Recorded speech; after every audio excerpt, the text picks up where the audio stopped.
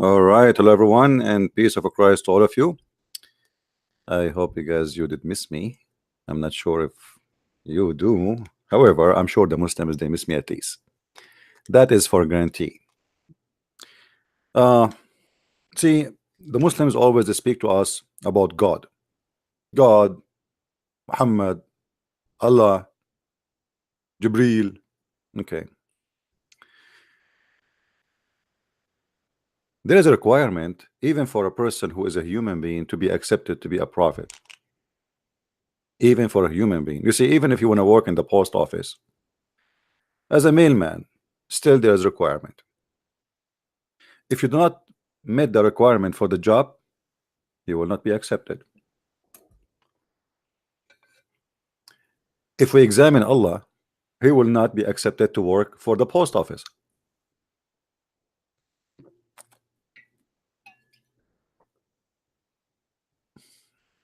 I'm drinking water. Hold on. All right. My throat is dry. Talking too much. So if we want to believe in Islam, shouldn't be at least that the God of Islam can prove that he is God? You see, I am not an atheist for sure. I believe in God. I am a Christian. But this God, he have no qualification for anything. This God, he say the most stupid thing ever. This God, he don't talk, he do poo-poo. So today the challenge is, who is the Muslim wanna call us and show us all the miracles listed in the internet to prove to us that any of them is true? Bunch of liars with no dignity. Not even a single statement on those what they call them miracles is true.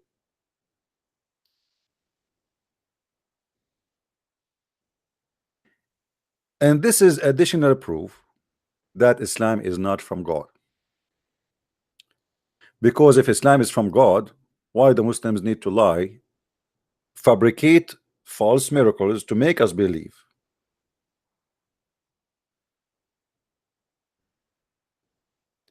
So the challenge here for anyone who is listening from the Muslim clan, who of you dare to call me and show me a miracle done by your God? Thank you for those who says they love me. You see, I don't get scared from the word we love you unless it is coming from a female. The second it's come from a female, I go hide. As long as it's coming from brothers, I am okay with it, because I'm afraid that Muhammad, he might be here and he hear you and he think we love you is for him. This guy, he don't take it in a friendly way, even if you're a child.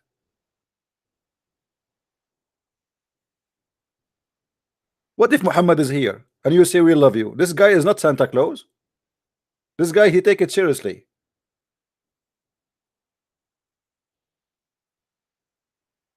You better be careful. So who is the Muslim who want to give us a call and tell us how Muhammad became a prophet and how Allah became a God? You see, they are debating us about the Trinity, but they cannot debate us if Jesus, he resurrected people from death. They cannot debate us if Jesus, he made the blind see.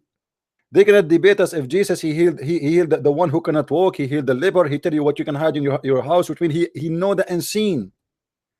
They cannot debate us if Jesus is alive right now or not. They cannot debate it if Jesus have father or not. All of this about Jesus, they cannot debate us about. So they want to debate about the Trinity. But their God have a zero. They have a God. If we open the account of Allah to see how many miracles he have, we found zero in his account.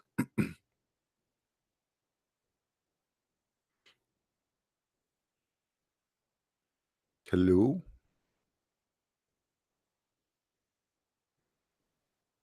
Who is the Muslim when I give me a call? My Skype is open. Please call me at the phone number of Allah 00000 Jibril 0 secretary breastfeeding for adult 0 camel urine for a drink 0 false miracles from Allah 0. Who is going to give us a call?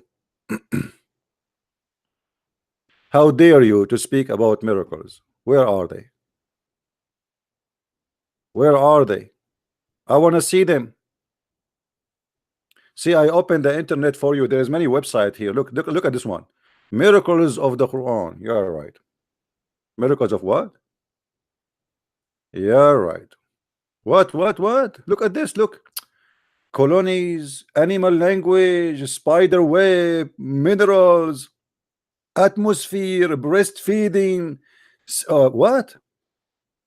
I mean, it is endless, man. Who is the one of you will give me a call and show me if any of those listed miracles in your website is true? Challenge. Please don't mention some she. Leave some she alone. Any Muslim? All of those in the Quran. By the way, right now, as we speak, the first NASA spaceship landing on Mars. While Muslims are telling us about a prophet who went to the space, but he saw nothing. What he saw in the space, he saw a guy behind the door. He said, "Who is this?" I mean, have you ever heard of somebody who went to the space? From the whole space, he saw only a gate of a door, 7 gates. And each time he knocked at the door and they said to him, "Who is this?" Jibril, he says, "I am Jibril." "Who is with you?" "I am Muhammad." My friend, somebody speak to your God Allah and tell him to buy the face recognition software. It's made by the Jews in Israel. Even Jibril, they could not recognize him. Have you ever heard of an angel of God? They are seeing their boss, because Jibril, according to Islam, is the boss. The angels who they are guarding the gate, they say to Jibril, "Who are you?" Jibril, he said, "Look, what the heck? You don't know me, you idiot? I am your boss. I'm Gabriel." Brother and sister, when the prophet flied in the top of the donkey all the way to the heaven, he went with the under Jibril. And when they entered Jibril, he arrived to the fourth end of the gate. He knocked at the gate. The angel from behind the door, brother, they asked him, "Who are you?" And here you can see the investigation and the security. Allah, he don't take anything without security. So here Jibril have to prove that he is Jibril. And how he prove he is Jibril? He said, "It's me, Jibril." What the heck? He proved that he is Jibril by saying, "I am Jibril." That's it. And then the door opened. I mean, this story is so good to be true. Brother, sister, I am Jibril, and that's it. This is the proof. You are who? You are Jibril. Okay, as long as you are Jibril, get in. I'm going to go to White House now, and I will knock at the door. The Secret Service, they open the door to me. They say, "Who are you?" I say, "I am Trump." I said, "Okay, sir, go in." What a stupid religion. Do we have any Muslim caller? And always Muhammad, all his miracles, like he went to the 7th heaven 11, but nobody saw him. Not even his wife, who was sleeping between his legs. He went all the way. He came back. He took selfie. He said, "Selfie. Take a selfie." And not only that, in his way back, he did not come back to Mecca. He stopped in Jerusalem. And who was waiting for him in Jerusalem? Anyone knows? How many prophets was waiting for Muhammad in Jerusalem? Who remember? Anyone remember? Let us see your memory, guys, from those who were learning here for long. How many messengers was waiting for Muhammad in Jerusalem? 124,000 prophet. Have you ever heard of a city can fit? At that time, Jerusalem is so tiny, so small. 124,000. All of them, they are prophet. And what make it more horrible, the 124,000 prophet, they are all flying with a donkey. That's mean we have 124,000 prophet and 124,000 donkey, and yet nobody saw them. Any historian report for us that there is a person came one day and suddenly we have 124,000 donkey and 124,000 prophet in Jerusalem?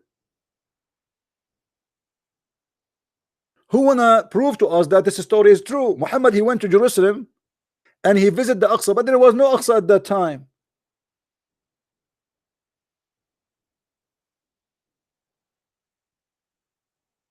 I wish that the Prophet Muhammad, he took a selfie, at least to prove that he was there and posted on Facebook. Brother sister, when the Prophet Harun is Aaron in English. Look at the fantasy of Muhammad. When the Prophet Harun or Aaron, he died, do you know how many people there were in the funeral of Mr. Aaron? Who remember? Who remember? Anyone?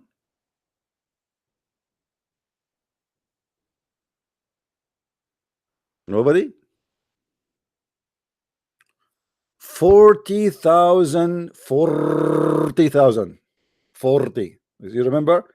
Muhammad Hijab, he said, for 4,000 years, 4,000 years, the Jews instructed not to break the command of God. 4,000 years, they did not mention Trinity. The stupid, he forgot the Quran says the Jews worship Uzair.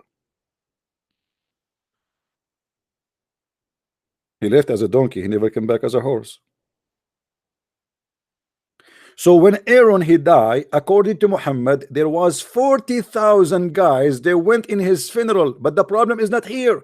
The problem that all of them, their name is Aaron. Guys, imagine Christian prince, he died and there is 40,000 Christian prince in the funeral. It must be true story. I mean, this is true story. Muhammad is not the guy who say poo poo do boo boo boo. Muhammad is telling the story, and the story is true. 40,000 Aaron, they were in the funeral of Aaron. Sir, what's your name? Aaron. Next, Aaron. Next, Aaron. Aaron.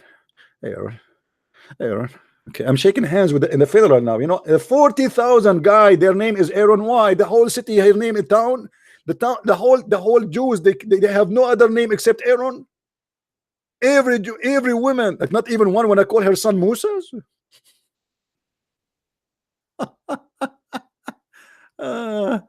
Aaron, nice to meet you, Aaron.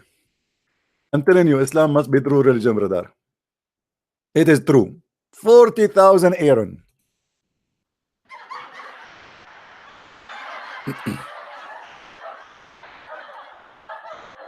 Who is the Muslim?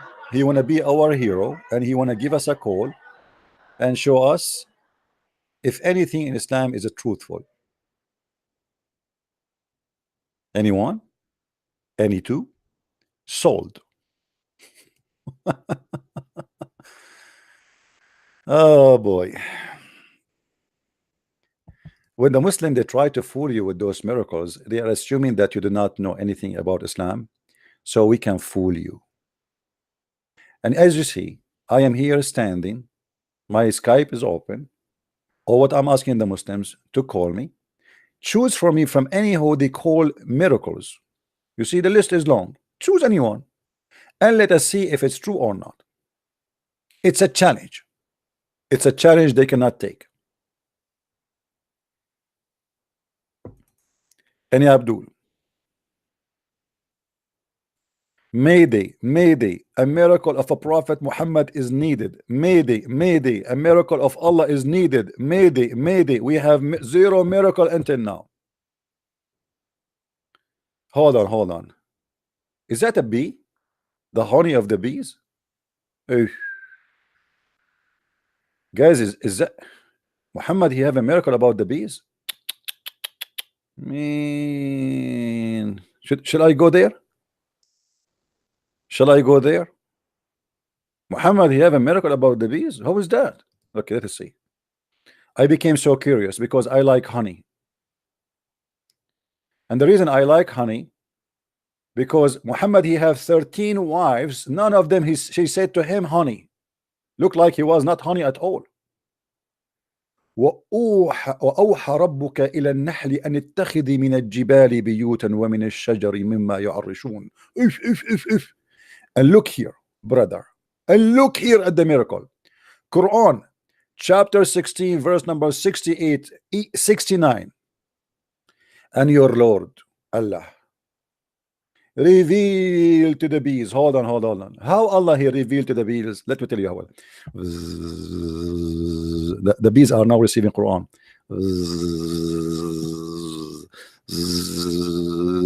And now the bees is showing. This is like takbir.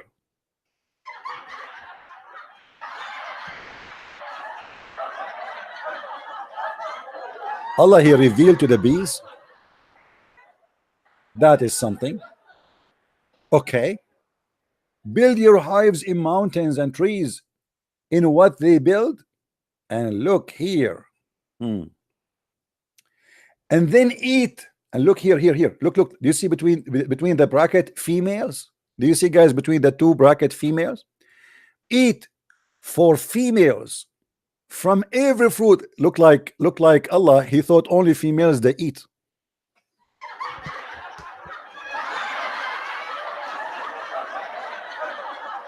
This is true. This is true, my brother. I have a friend, I go and visit him, and I find always his wife and his mother-in-law in eating, and he is just watching. This is the true.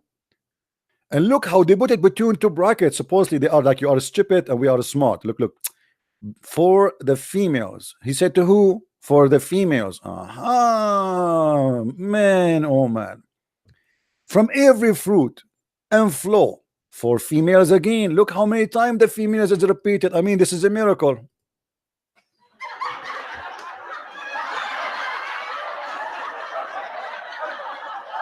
All right.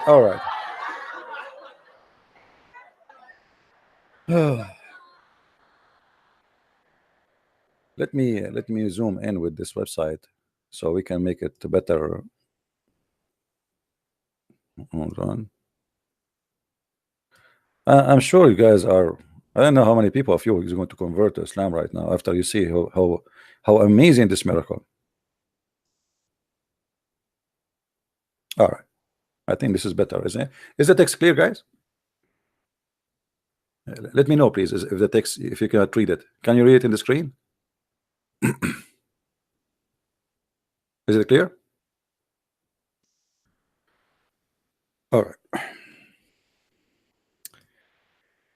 So, and from every fruit and flow for females, your Lord is in enslaved bath from its bellies exit a drink of different colors, in it healing for man. And there is a sign who are like, this is a sign of Allah. The bees give honey is a sign. But let us see how many stupid mistake here in this false miracle. Let us read down. For the word eat, kuli, is for females. Kul is for male. The Quran used the word kuli for females. Okay, we get this one. Continue. For the word flow a path, usluki, it's for female. Usluk for a male. The Quran used isluki for females. Okay, we got it. For the word it is bellies, butunaha, it is for females. Butunihim is for males. The Quran used the word butunaha for females. Okay. How could an illiterate man who lived 1400 years ago have known that those honey makes bees are from females?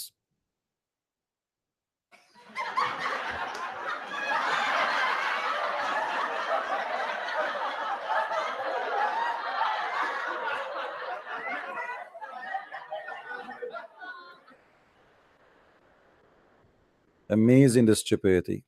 Abdul, for whoever donkey is listening, in Arabic we have only one word for bees, which is a female word. You donkey.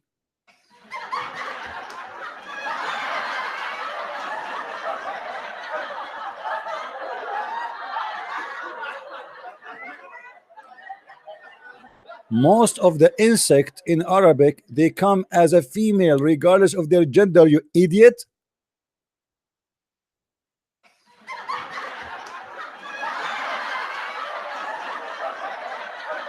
Who is the Muslim wanna call me right now and tell me what is the name of the bees other than the word nahl, which is in front of us? Anyone? You see how they lie to you? They say he's speaking about females. This is a word used, it's a generic word for all bees, regardless if it is male or female. The word itself is a female, but it's not about the gender. The same as the ant.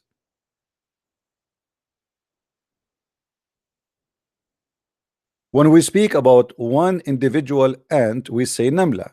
When we speak about one individual bees, we say nahla. It doesn't matter what it is. Stupid liars. Now, in this false miracle, the Muslims, they got their God busted. Why? Because the stupid God of Islam, he is claiming, I read carefully, I'm not the one who's saying that the bees eat from the fruits. The bees eat what? The bees go and eat from the fruits. Read with me. Go and eat from the fruits, and then after they eat, the honey come from their bellies. The God of Islam, he claimed that the bees eat a fruit and shit honey.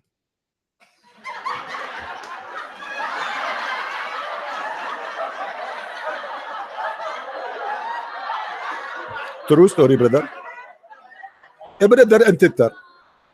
The Quran teaches, brother, that the God of Allah, he said to the bees, he inspired them. He inspired them with. And the bees, they listen to Allah. And now they order. So they go, they eat fruit. They go, they start eating fruit. And then they poo honey. What a stupid God. The God of Islam is teaching us that they eat fruit and they shit honey. I mean, this is a really shitty miracle.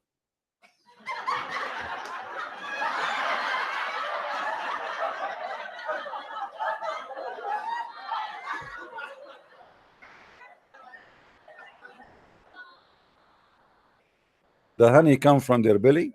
You stupid. First of all, those bees who goes to eat, they don't give honey from their belly. The bees, they keep the honey in their tongue. The worker bees, they collect the nectar. They don't eat the fruits, and then they bring the nectar and they deliver it to other bees. So the one who ate, as you call it in the Quran, eating the fruit, is not eating. Secondly, it is not the one who made the honey. It is another worker inside the hive which is going to receive the nectar, and that one will work in the honey. So what it was a miracle a second ago, it turned to be Mr. Bean.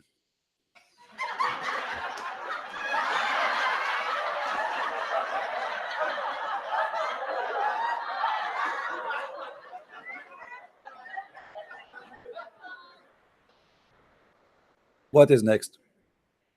Who is a Muslim want to choose for us a miracle better than we choose by ourselves? Please do me a flavor, not favor. Who want to give us a flavor of Allah, something real? Until now, you Muslim, you fail to give us anything your God can do. Your God, he squeezed Muhammad 3 times, saying to him, read, and still Muhammad cannot read. Have you ever heard of a God like this?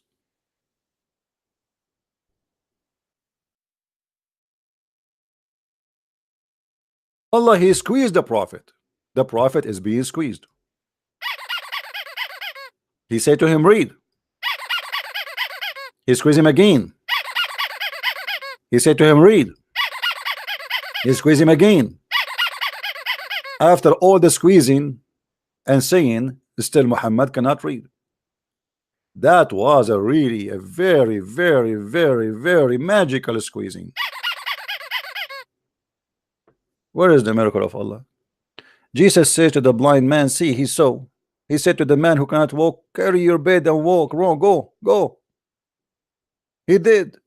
Your God Allah speaking to Muhammad saying read it 3 times, and instead Muhammad can't read. Even I can teach you how to read in 2 weeks, my friend, without squeezing. Honest to God. Until now, by the way, the Muslims cannot explain to us why Muhammad being squeezed 3 times. I mean, why 3 times? What about 4? Maybe if he do more, you see, the problem is I am upset from Jibril. If Jibril maybe he squeeze him 1 more time, maybe then Muhammad will know how to read. I mean, why you give up? Do you think everybody is the same? Muhammad is an Arab like me, and we need a lot of squeezing, my friend. Trust me.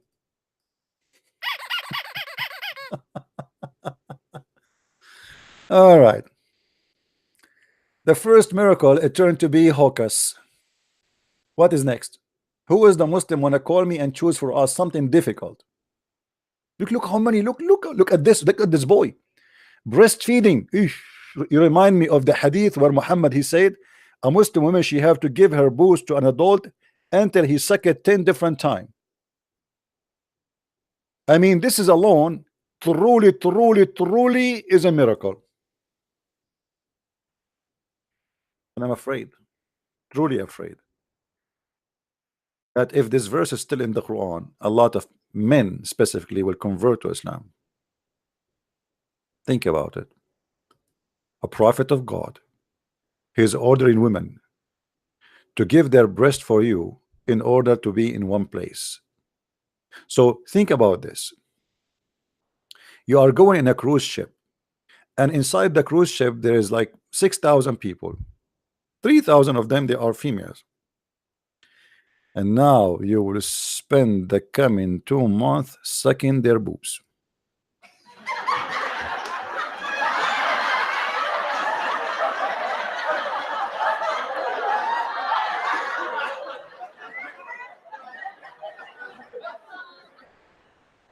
That is the God, the wise Allah.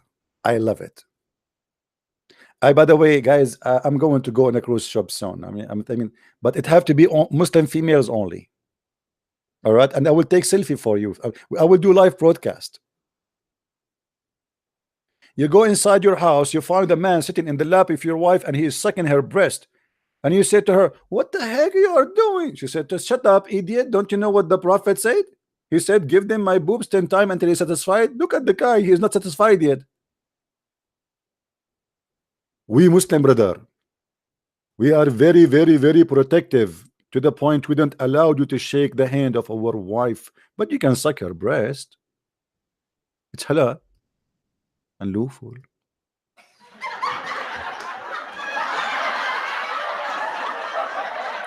Who is the Muslim wanna give us a call? Look at the miracles. Look, guys, like interest. Look at this. Look, what is that? A zombie? What is that? Frozen in their final act. Man, mosquito. Even Allah spoke about them. What about the mosquito? The mosquito. And look how the mosquito. Look at this mosquito, man. The Muslim, they choose the right mosquito to present a miracle of Allah. Look at this. I mean, this is the drone alone is a miracle.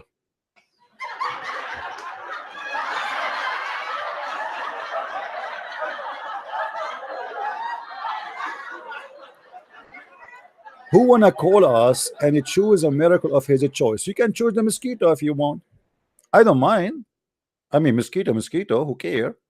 Huh? What about the eye bubble? What about the poem? I don't even know how to read them, you see. Hello? Hello? Yes, my friend. Hey, CP, how are you? I'm all right.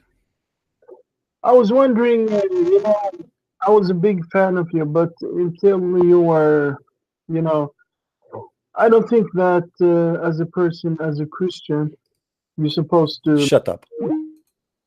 You don't think as a Christian we should do this? Don't do this. Shut up, don't call me again. Coward liar. A Christian who don't expose the devil is no Christian. So what do you want? You want the Muslim to deceive your children? You are a fake Christian. You are no Christian. You are a Muslim. You want your child to come home and believe in this garbage and he convert to Islam? You are a false man. If you are really a Christian as you claim, that means you lost your mind and you are following the devil. Somebody hijacking the name of Jesus, you idiot, putting it in a book, claiming that all the miracles of Jesus is done by different God, and you have no dignity to prove that this false, and you claim yet to be Christian. You are a certified donkey, and you are no Christian, and you are a Muslim. False call. Next. Who is the one who will be hurt by exposing these false lies? We are hurting the feeling of who? A guy like this, satanic people who believe in Muhammad. If you claim to be Christian, then you should be happy that there's somebody who speaks the language of this cult, and he can expose them, so no Christian child will be misled. This guy is saying to us he don't mind if a Christian child convert to Islam and go to hell just because he don't want to offend the devil and the lies of the devil. Isn't it Jesus? He said the devil is the father of all lies. You are afraid to defend the devil? You are afraid to offend the devil? Coward, follower of the devil. Who is the Antichrist? Somebody tell me what the Bible says about the Antichrist. Who is the Antichrist? Isn't it the one who denied the Father and the Son? This is what Islam does 24 hours, 7 days a week. And this liar, he claimed to be Christian, and he don't want us to expose the Antichrist. Coward potato. I feel sorry for your wife if you are married.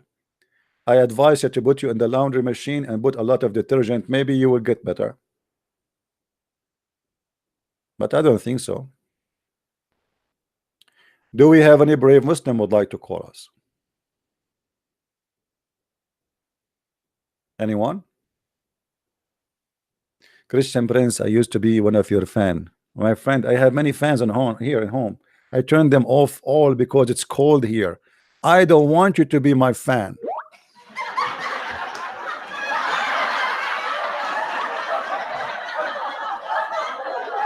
I used to be your fan, by the way.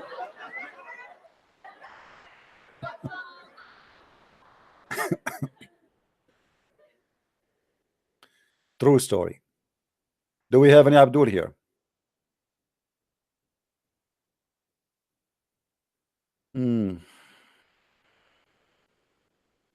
Anyone? Who is Abdul? He have the courage and the knowledge to call us.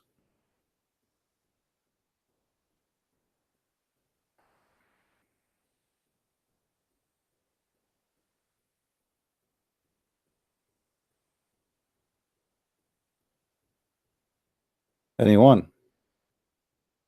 I'm looking at my Skype. My Skype is like crazy. You know, I have like hundreds of messages. All right.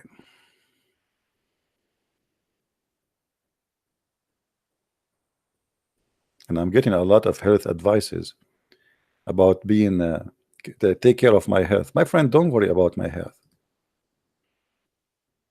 My time will come and I will go to my Lord, but I will be happy I did my duty. Let that day come. This is the last of my worry. Who is the one who is going to call me, please? Who is the Muslim want to show us that any of those you claim to be scientific miracles in Islam and in Quran is it true? Is that a hamburger? Fasting and the medical benefit? You see, the Muslim, they are talking about fasting as if they are the one who discovered fasting. Muhammad, in the beginning, he walked by the Jews. He heard the Jews fasting. He said, what are you fasting? They said this is the day of Ashura. He said to them, what is the day of Ashura? They said this is the day when Moses he crossed the sea. He said, you know what? We are more close to Moses from you. So Muhammad he start fasting Ashura. Have you ever heard of a prophet his God never told him about Moses and what happened to Moses? He's asking the Jews, what is this day and what you are doing and why? And then they told him why, so he liked it. He decided to start fasting. And then after that, he met with the Sabians. And the Sabian, they told him we fast Ramadan. So Muhammad, he chose to fast Ramadan and he dumped Ashura. The miracle of the fasting. Any Abdul. Speed of light. Ew. Look guys, speed of light. The speed of light is in the Quran. Do you notice until now not a single Muslim dare to call us? Did you notice?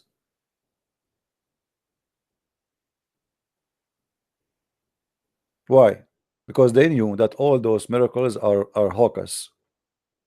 Otherwise, trust me, they will be all over me, calling me right now and making me challenge one by one. Look how many, choose one. Maybe this guy is a Muslim. Hello? Hello. Yes, my friend. Yes. I called you a couple of days ago. I'm a Christian, so I was asking about the Arabic word for that you were using. You said it was ilah and ilahi. Is that correct? Ilah is God. Ilahi is my Yes. God. Yes. And during your live stream, you said that al means God, but la is some other name. Yes. So you said ilah is a word you use, but it also has la in it. So is that not using that other name as well? Or? No, you see, there's no la. You see, this is in the how it appears. It's like il is the word God. Ilah, ilah is the God, is not a name. Ilah, not la. Oh, so it. Ilah. See, we are learning from the Aramaic. We Arab, we stole from the Aramaic, the same as the Hebrew. Actually, most of their language is taken from the Aramaic people.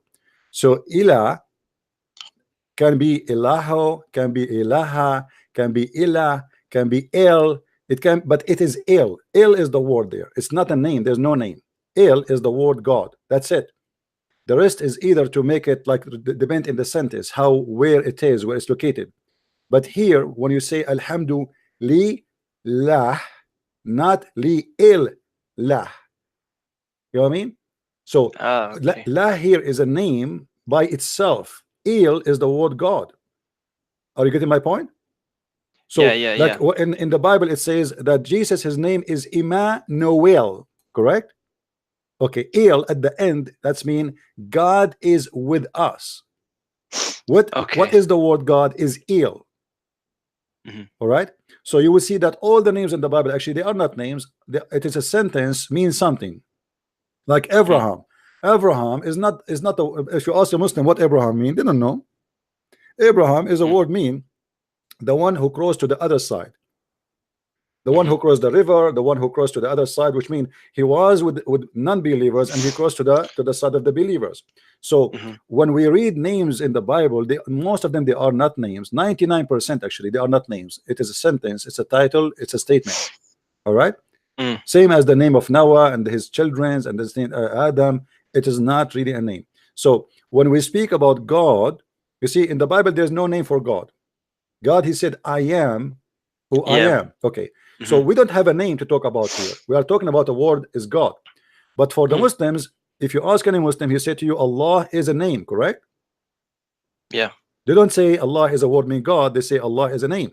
Now why they are saying all of it Allah is because this is how it's come always for them. They did not study history, they are disconnected, they don't even know what Moses mean, they do not know even what Abraham mean, they don't even know what Isa's mean, they don't know any of the names what they mean. And this is telling us, even if you go in the Quran, you will find the Muslim, they say that the father of Abraham, his name is Azar, but Azar in Aramaic mean fool or foolish. Yeah, I saw that. So this is stupid. So they have no idea. Islam have no ideas. They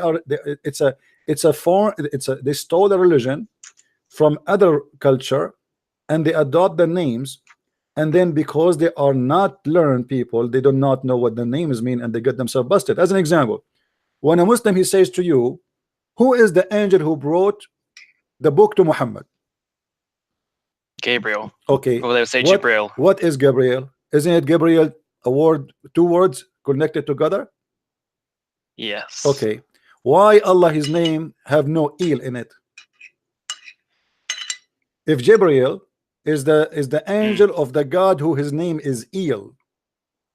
Yeah. What happened to il? What is Allah? If you go and count the names of Allah, you will find nowhere it says il. Okay, what happened? Simply Muhammad, he took what is written in the book of Waraq ibn Nawfal, and the Waraq ibn Nawfal, he used the old ancient Aramaic for al. So Allah, there's no il. But if you go in the Quran, you will find all the names is connected to il. Ishmael, Israel, Mikael, Jibreel. You know what I mean? Everything is so. Il is everywhere. But you ask the Muslim, who is il? They don't know. What Jibreel mean? They don't know. Because it's the same with the Messiah as well. Like they just use that word. And the same when you say you see when a Muslim he say al-Masih, you know, he just you just admitted that he's God. Yeah. But imagine in their books they say that the word Masih, this is how much stupid they are, that the word Masih mean that he have a flat feet. What?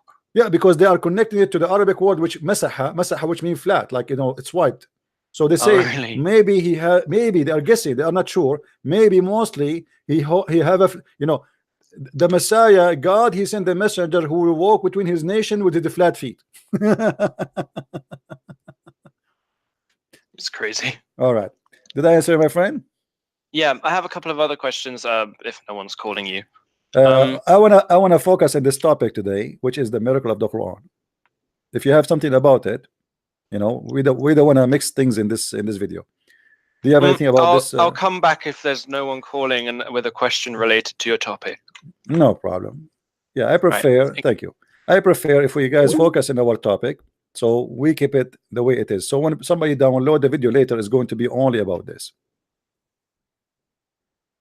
Any Abdul wanna call me?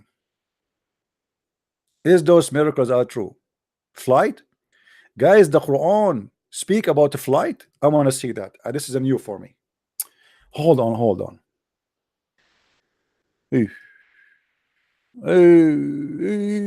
If that's deep, that's really deep. I am in a deep trouble. Man reach the sky. The Quran speak about man reach the sky. Are you sure? Are you sure? Read with me, guys. 1400 years ago, the highest altitude a man could reach was the height that could jump, but could jump. You never heard of something called climb?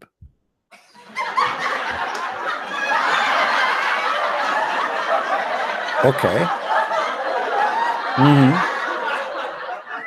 What do you mean jump? Let it go. But the Quran foretold that man someday will reach the sky. The Quran says that. If. Quran chapter 29 verse number 22. You cannot escape Allah might on earth or in the sky. If. And you have no protector, no savior beside Allah. And now this is supposedly about Allah saying that the man he will go to the sky. Let me get the Abdul busted. Should we start, guys? This is very interesting claim, because this claim will show you that Islam is a stupid cult. Let us go to the Quran and laugh together. You Muslims are asking for it. It's not my fault. Don't blame me. Okay.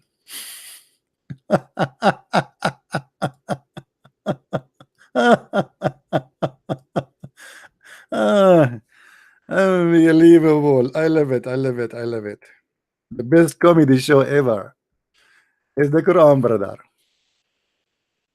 Let us see what the Quran meant here and get the Abdul busted. All right.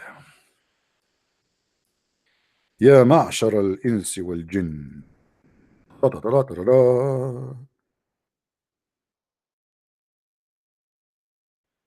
All right.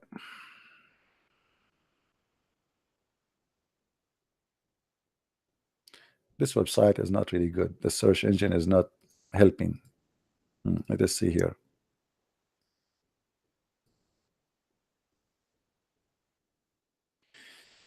Okay.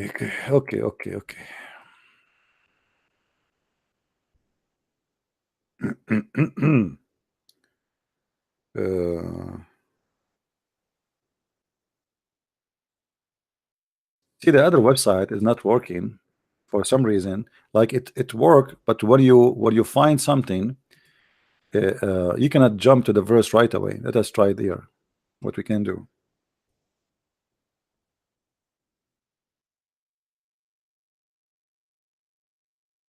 What we can do.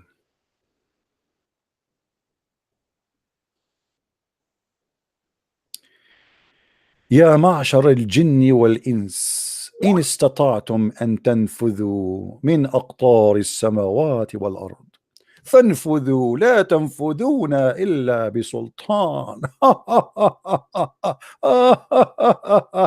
This is about God speaking. By the way, I will go to the verse they mentioned. Let me show you what the God of Islam is talking about. The God of Islam, he speak that when shaitan, any human, if they decide to go out of the zone of the earth, Allah will shoot their ass with the shooting star. And here specifically, he is speaking about shooting the genie in his ass. If you go to the verse number, let us see if we can find it in there in the English right away. Hold on. Oh boy. Chapter 55, verse number 35. When you try to fly out of the zone of the earth, you genie, Allah will shoot your ass with heat of fire, flash of brass, and you will not be able to escape. Abdul, right now as we speak, we have our NASA ship landing on Mars.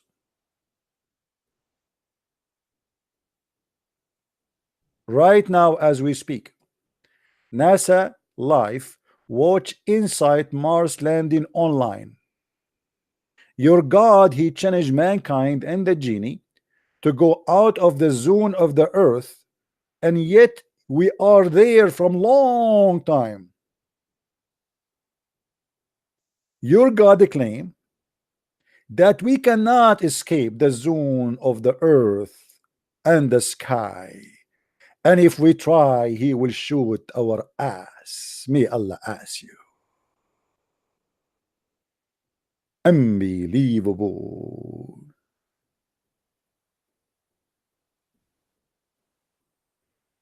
Let us read the interpretation for this word, so the Muslim, they will not say, I am making things up, brother.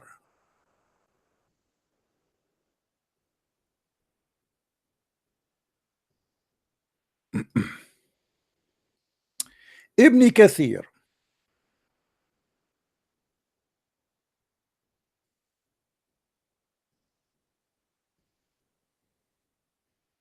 O assembly of jinn and man, if you are able to pass beyond the zone of the heaven and the earth, then pass beyond them, but you will never be able to pass them. I thought your God is speaking about a human being will go and fly.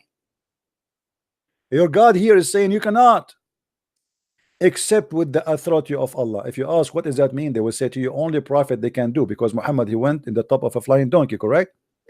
Meaning you will never be able to escape Allah orders and decrees, because encompass you will never be able to avert his rule and judgment, because you are surrounded by whatever you may be. And then he continue. It's also about gathering when the angels comprising 7 lions in every direction will surround the creatures. None of the creatures cannot escape. So guys, the angels will surround us from everywhere and we will see. Okay. Now, read carefully here. There will be sent against you showers of fire, which mean shooting fires, from copper, and you will not be able to defend yourself if you try to escape the zone of the earth. Do you see it? This is Allah's defense system. Here he says,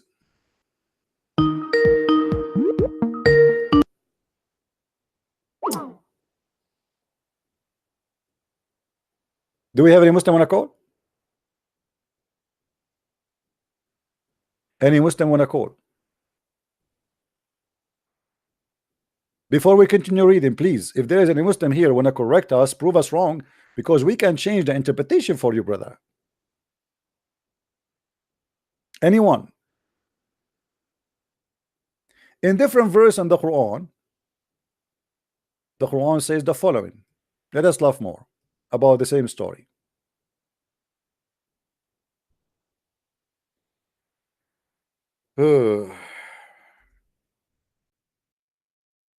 Muhammad is speaking that if anyone try to fly to the sky because he want to spy at Allah, and this is something maybe the CIA or the KGB would try to do, or even the genie, Allah is going to shoot his ass again, and you will not be able to do so. Read carefully with me. Chapter 36, verse number 6.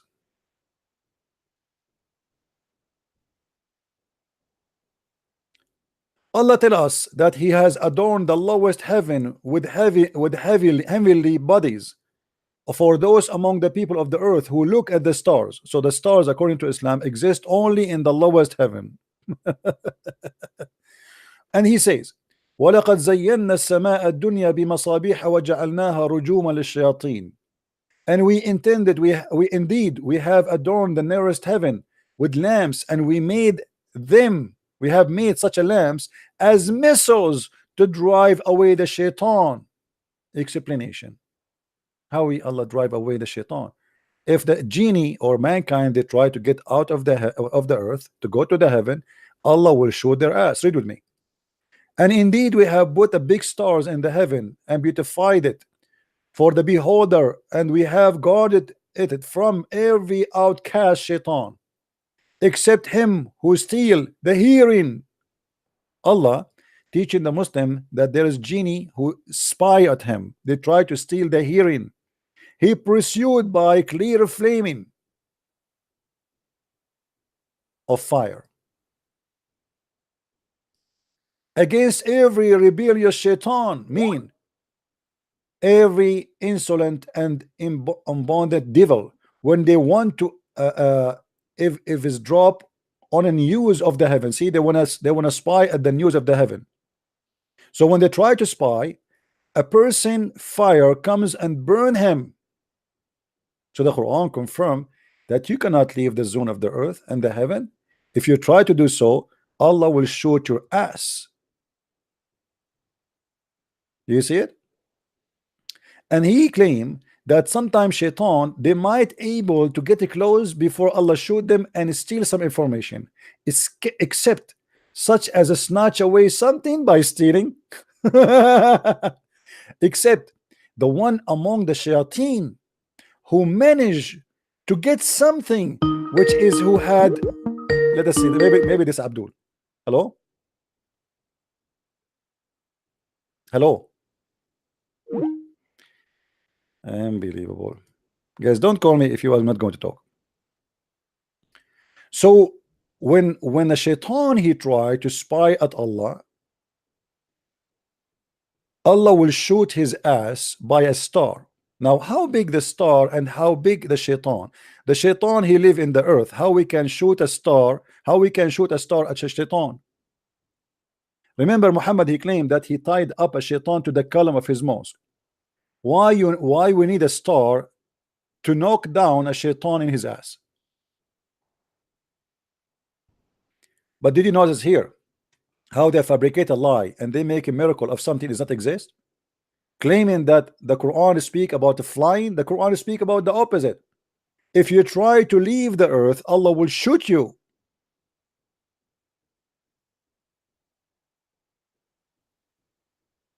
Do you see how they fabricate everything upside down? What is a joke, what is a fiction, it turned to be a miracle. I never saw a Muslim making a video speaking about Allah shooting anyone trying to get out of the zone of the earth, because this is what the Quran is saying.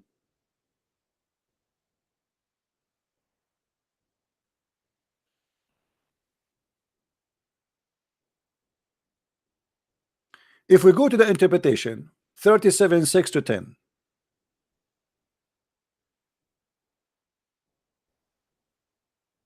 more interpretation, just to show you we are not picking up our like certain books we like. It doesn't matter, all it is the same garbage.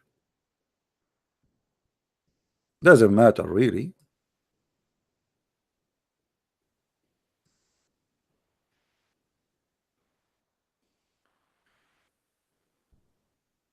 In different place in the fiction website, they will say to you there's a miracle about the atmosphere. Let us see what is the miracle of the atmosphere, just to show you how they lie. What is the atmosphere?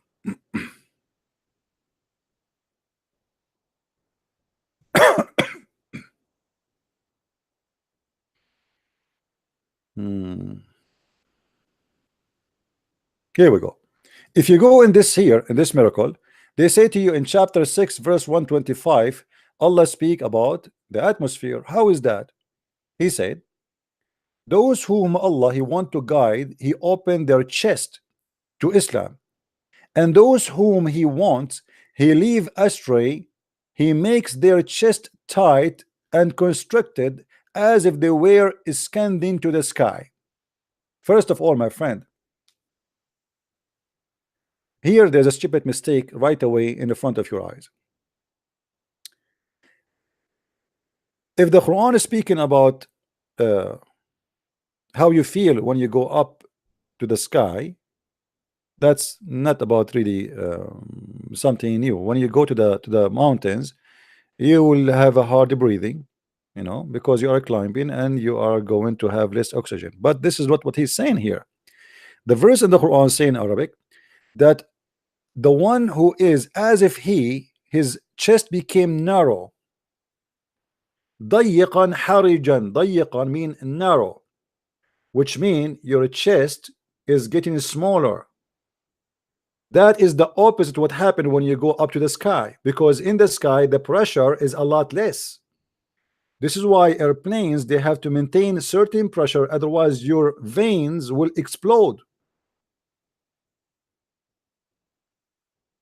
If you go, the higher you go away from the ground, the higher you get to the space, the more the pressure goes until the pressure became almost zero, and then you are dead.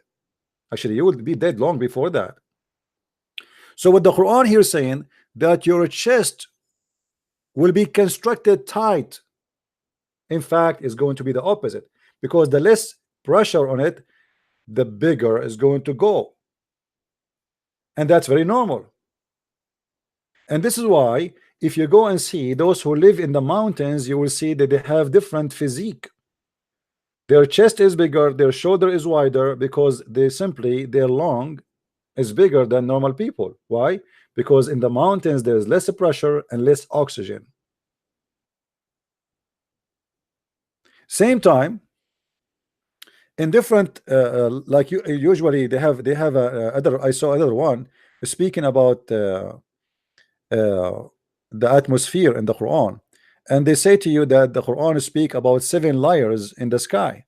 But as you see here, we just saw that in this verse is speaking about that Allah created 7 heavens and the stars is in the lowest heaven. So if this was about 7 atmosphere layers, which is not true, by the way, the atmosphere does not have 7 layers. This is a false. There's division between them, and the Muslim, they try to count what is between to make it 7, but the Quran make it clear that those are 7 heavens, not 7 layers inside the space. And as you see, the Quran claim that in the lowest heaven there is the stars. Now if we go to the verse after it,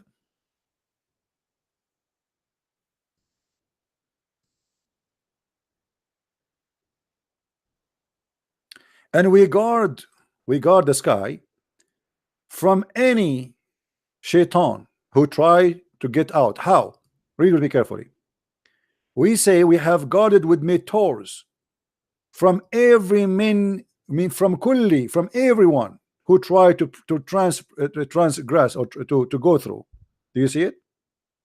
So the Quran confirm that nobody can leave the space of the earth, and if you try to do so, Allah will shoot your ass.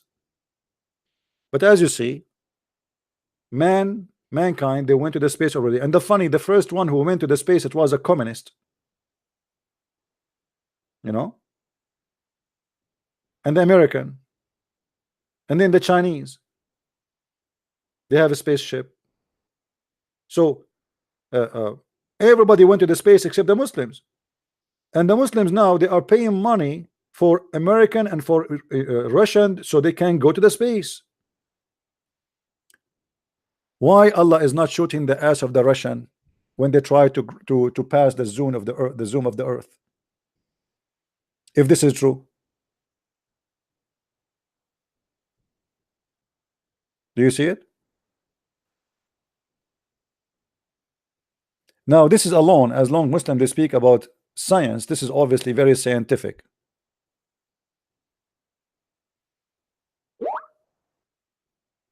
Any Abdul?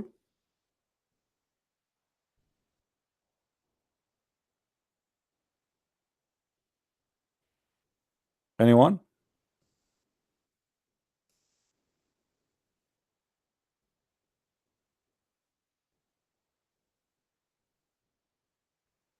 I don't know. Sometimes people they send me weird messages. Somebody saying to me saying, Isaiah 48:8, I am Yahweh, that is my name.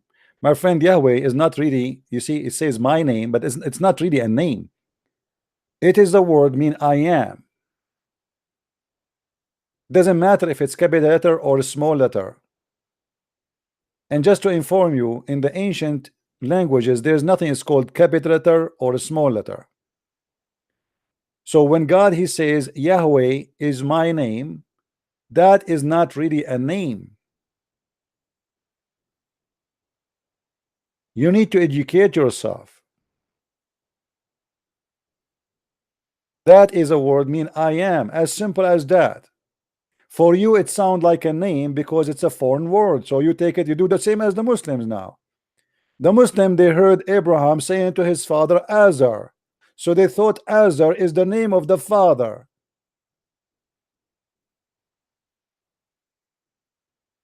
There's no names in the whole Bible. No names. Even the names you think it's names for normal people, it is not names. You can go and check the book of Genesis. Start from Adam. The word Adam, what does that mean? The word Eve, what does that mean? The word Noah, what does that mean? The names of the children of Noah, what they mean? You will see none of them is a name. This is an amazing book, my friend. It is not a book telling us names. Even the names, you think it's a name there, it's a message of God. There's a video in YouTube made by a wonderful brother. I don't know him, I saw his video. It's called Secret Code in the Book of Genesis. Secret Code in the Book of Genesis. You can go to Genesis 5 and you will find that all the names of Noah and his children, all the names, all the way to Noah, sorry, all the names, they are not really names. Those are a wonderful message from the Lord. You think it's a name because it's a foreign language for you. This is why I say it's very important to understand any belief is to understand the language, because you will miss a lot if you do not know the language.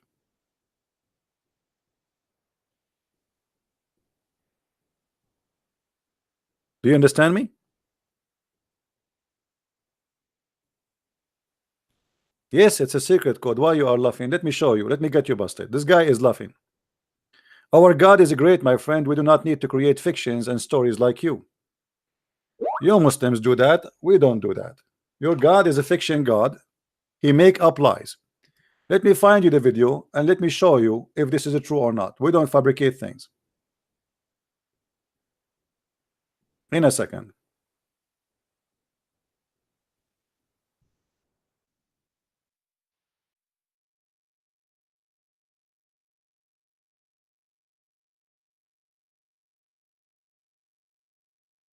Here we go.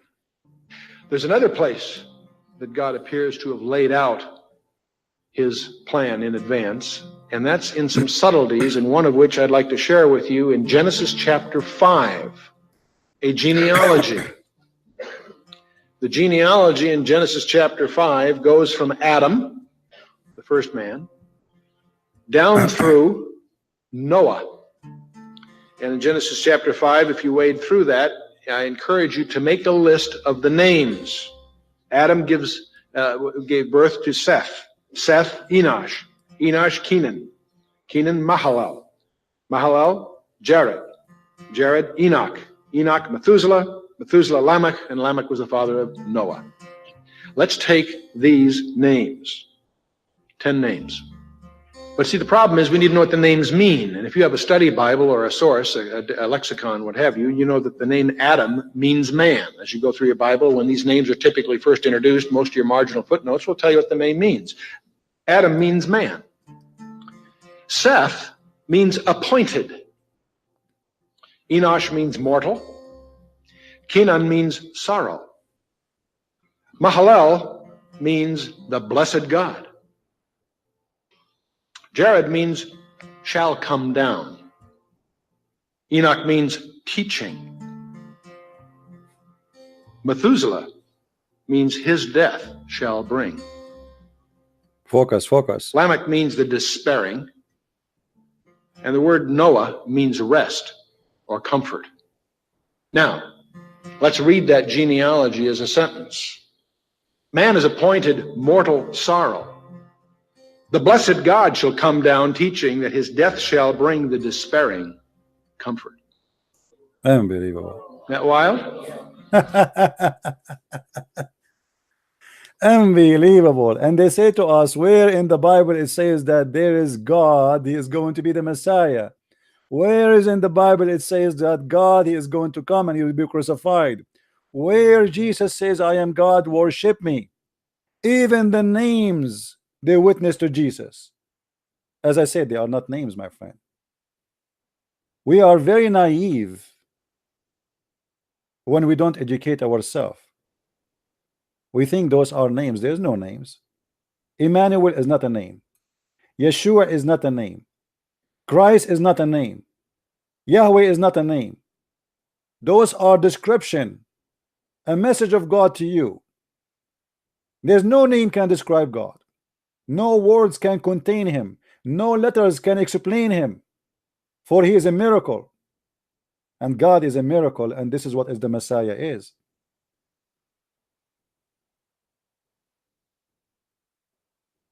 Don't be naive. We belong to the great God who no names can describe anything about him and his glory. God, he presents himself by saying, I am the one who exists. I am the King of the kings. This is why the Messiah always he says, I am the Alpha, I am the Omega, I am the beginning, I am the end, I am the truth, I am the light, I am the resurrection. I am who I am. We have the true God, and they have nothing but a fiction God who will shoot the genie in his ass if he try to escape the sky. And must be a true story.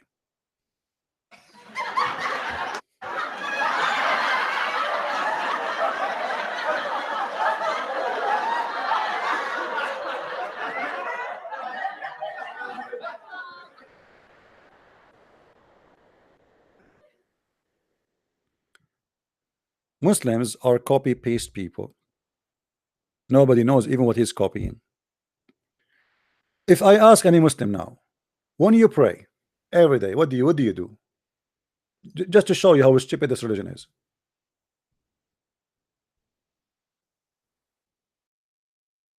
All of us, we knew that the Muslim Hello? Hello. Can you hear me? Your voice is low, my friend. Can you speak louder? Can you hear me now? I hear you. Go ahead. Yes. So yeah, I was watching your show. It's really interesting. And I just wanted to know what's your opinion on the linguistic miracle of the Quran? There's no such a thing, my friend. It's a lie. Okay. But Muslims like Noman Ali Khan. I got them busted. I have many videos. I busted them already. Every single one of it is a lie. All right. Yeah, Thank you. you can watch. There's videos I made, like what miracle number 19, and all those. It's a fiction. It's a big fat lie. Okay. Yeah. And my friend, let me ask you a question before you go. Why Allah did not discover the miracle of number 19? Why Muhammad did not say to them the miracle of number 19? Yeah, you see, the Muslim, they come to us with the stories which is very stupid and very funny. Let us assume like that he said Muhammadim in the book, the Song of Songs. Okay, hold on. Why Muhammad did not hold the Song of Songs in his time? He says, look at my name, Muhammadim, there to the Jews. Did that after 1400 years he was more educated than Muhammad? Yeah. Did that himself, he was speaking about the Song of Songs in many videos, that this is the book of porn. He said, can you read this book for your child? He was ashamed of it. Suddenly somebody told him the name of Muhammad is there. Suddenly the Song of Songs became holy. Just Yeah, my but- friend, always when a Muslim they say something to you, use your brain. The first thing should come to your head. Muslims always lie to prove their The religion. thing is, I'm not an Arab. All right. So No problem. so- I have tens of videos. You can get my books. I wrote many books. I refuted all their false lies with details and reference. Mhm. You can go to Just- Amazon.com and you can get all my books. Just type Christian Prince or any Amazon, not necessarily Amazon.com, Amazon, Germany, wherever you live, and you will find the list of my books. And I refuted all their lies. It is a pure lies. And this is why you see Okay. I am So, live but and air, whenever they say- live and air. And did you see me? Did you hear me saying who dare to call me and choose any one of them, including the one about numbers? Mm. But they were not there. Why? Where is Nu'man Khan? I challenged all of them. Nobody Well, there.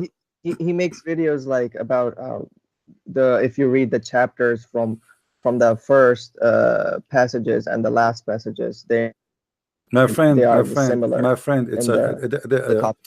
this is first of all, this is stupid. That can be exist. Like this is what Nu'man Khan he says. As an example, they say to you, they found the DNA in the Quran. Okay, so what DNA? DNA. So any word have DNA is going to be about DNA. So like if I go with him, excuse my language, I'm not being speaking filthy. I can find you tons of words in the Quran seeing the word shit. If I do what he do, because he took only 2 letters out of a word. You know what I mean? So what they try to make it look like a miracle is a joke. And they can choose one for us. Let us see. We have a caller. Hold on. Hello? Sorry. Hello? Are you there? All right. Guys, look at the Muslim prayer just to show you that this is a false cult. When a Muslim he pray 5 times a day, what he say?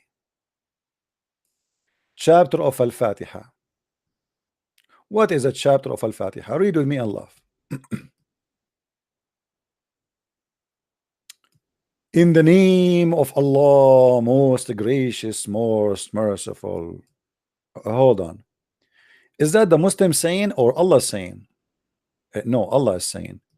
So if Allah is saying, if Allah is the one who is speaking, why he say in the name of Allah if he is Allah?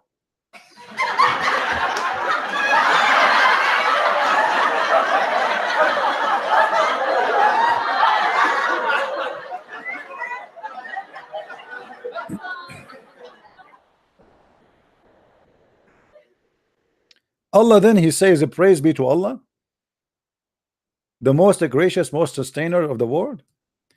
Then look at Allah. Look, Allah, he's stuck with the same sentence here out of word. Isn't you who just said here most gracious, most merciful. So why you are repeating the same sentence here? Are you okay, brother?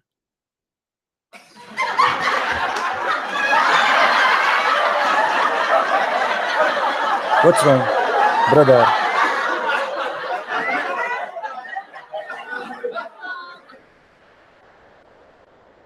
Now the funny joke did not stop here. The Muslim, he recite this 5 times a day, but this is not his own words. This is what Allah said. Why you are calling Allah saying to him what he said? Imagine you call me and you say, Christian Prince, in the name of Christian Prince, the most gracious, the most merciful. I am the one who said that.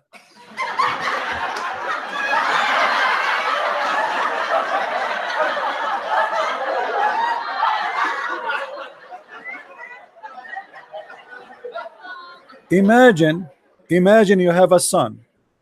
You have a son, he call you 5 times a day, in a certain time, in a certain moment. Tadadun, tadadun, tadadun, tadadun, you answer the phone. Before you say hello, he starts saying, Bismillahirrahmanirrahim, A'udhu billahi minash shaitanir rajim, Annaninanin, Annanabananin, Annanananin, Annananin, Annananin, Nanin. Bye.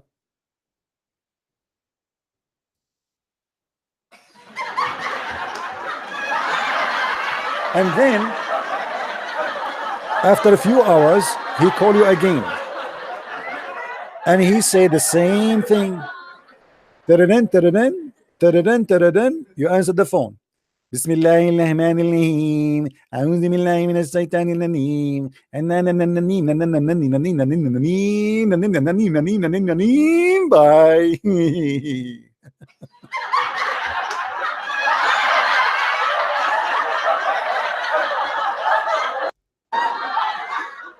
What is the prayer? What is the prayer? I thought you are praying to Allah. What is the prayer? This is what Allah said. How annoying, how stupid it is to go to your phone and you found 1.4 billion messages saying the same thing you said yourself.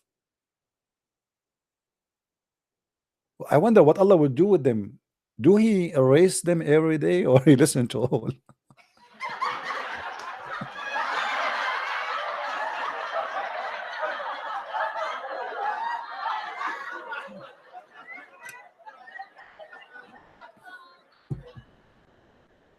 Unbelievable. This is a religion? This is a religion? If this is a religion, what is cult?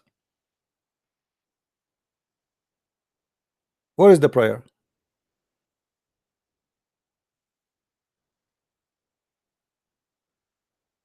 Any Muslim want to tell us?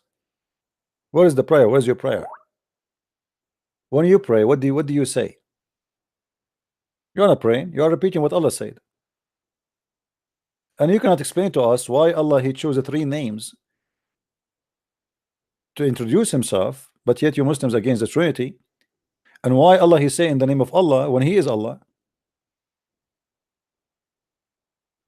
From now on, when I start my broadcasting, I will say to you, in the name of Christian Prince. And by the way, Muslim, they love echo, so I will do echo. In the name of Christian Prince,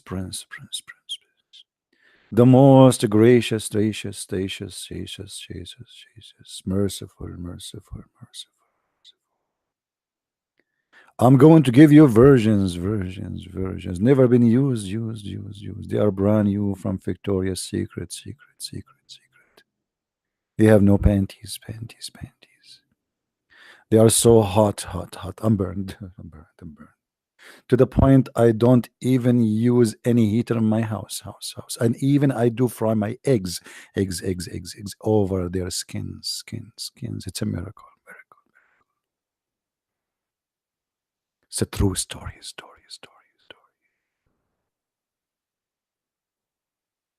My worshippers, I am God, worship me. I will give you an orgasm of 70 years. Don't do it now, later. Keep your pant on now, please.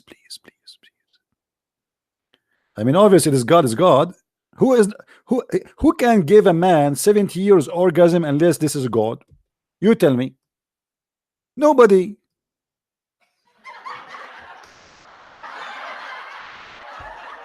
$70 orgasm.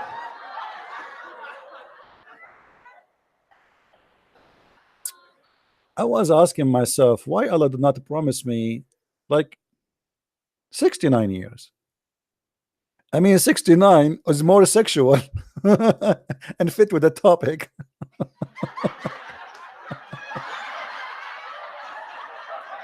Hold on. I just remember a miracle have to do with 69. Any one of you remember? There is a 69 miracle in the Quran. Let me help the Muslims and discover a new miracle in the Quran, brothers and sisters. If we go in the Quran, we will find the Quran says the following.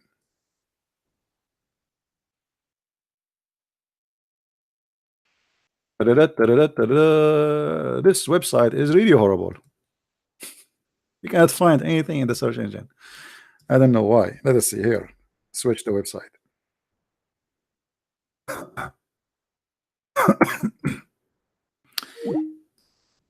Why people they call me and they hang up? I'm not sure why. It's a miracle.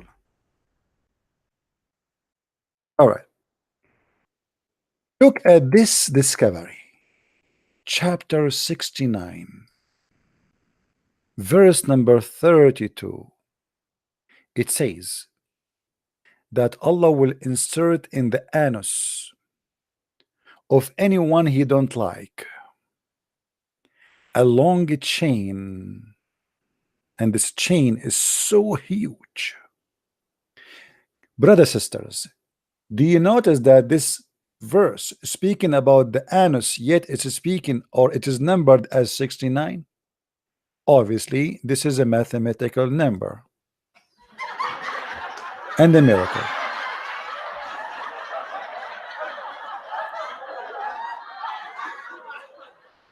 Chapter 69, verse number 30. Read and love.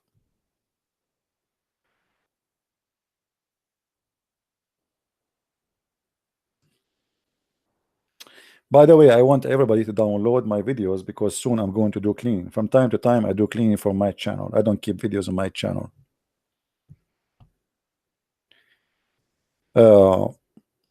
Let us read together. We need some special kind of action music in the background. Let us see with this story here. Can we find something?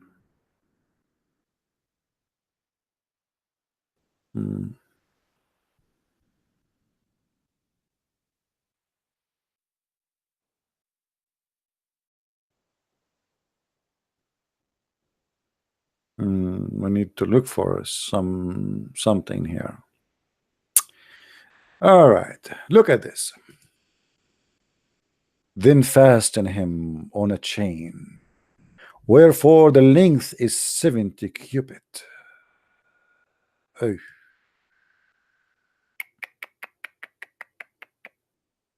And Kabul Ahbar said, every ring of it, which means the chain, will be equal to the entire amount of iron found in the world.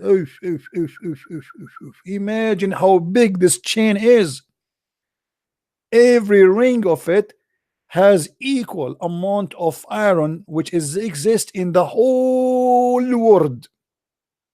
Obviously, this is science, and all of this will go inside the anus.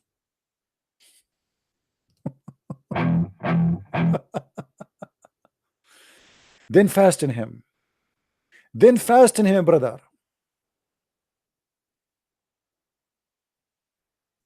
And insert. It will be entered into his buttocks and pulled out of his mouth. Then they will be arranged on this chain like lactose, which is going to be roasted. Man,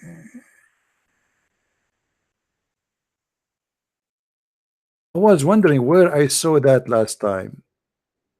You enter something into the buttocks of somebody, he is a human being, and then is going to come from his nose.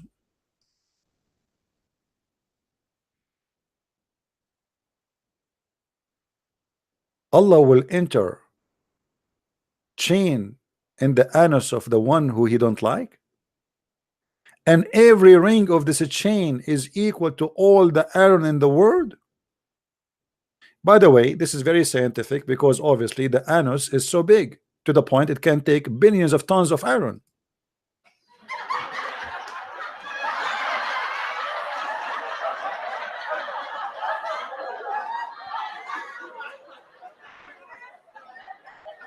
I advise you, my friend, if you are not a believer, to go and buy a lot of Vaseline, because Allah is targeting your anus. Sorry, what I can say. I mean, watch your anus, my friend, or buy insurance over it. Put Vaseline, do something. As you see, it's so big. How are you going to insert? Why Allah he choose the anus? This is why Allah he made anus for mankind. Right?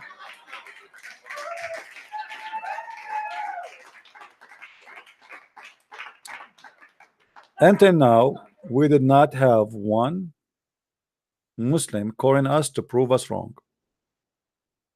Did you notice? Did you notice? What is the Abdul who they are so proud about their religion? And what is this? Look at this. Look at this story here. If a drop of lead like this, the guy is describing the chain for us. The guy is describing the chain which Allah will insert in the anus.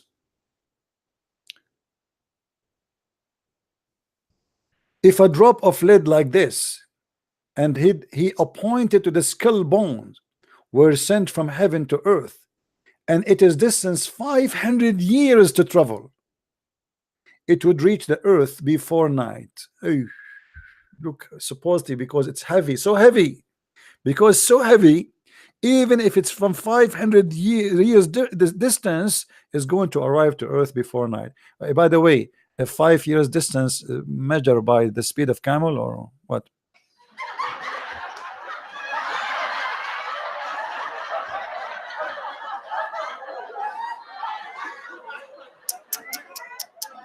True story, brother. True story. Brothers and sisters, I advise you to protect your anus. You have a golden opportunity now to save your anus from the big chain. Say the Shahada. Repeat after me.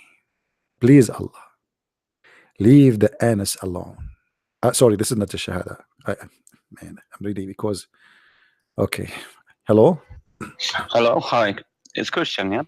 Yes, this is Christian Prince with you. Are live on air. Who's with me? Okay. You're streaming right now on the internet, yeah? Yes. Are you a Muslim, my friend? Sorry? Are you a Muslim? I'm not a Muslim. I'm a Christian. All right. But I've got a couple of questions for you. Okay, go ahead. Okay. You showed us that webpage that those like miracles of Quran and all the stuff. Okay. And as probably as far as you know, I don't know much about the Quran. But as far as I found out,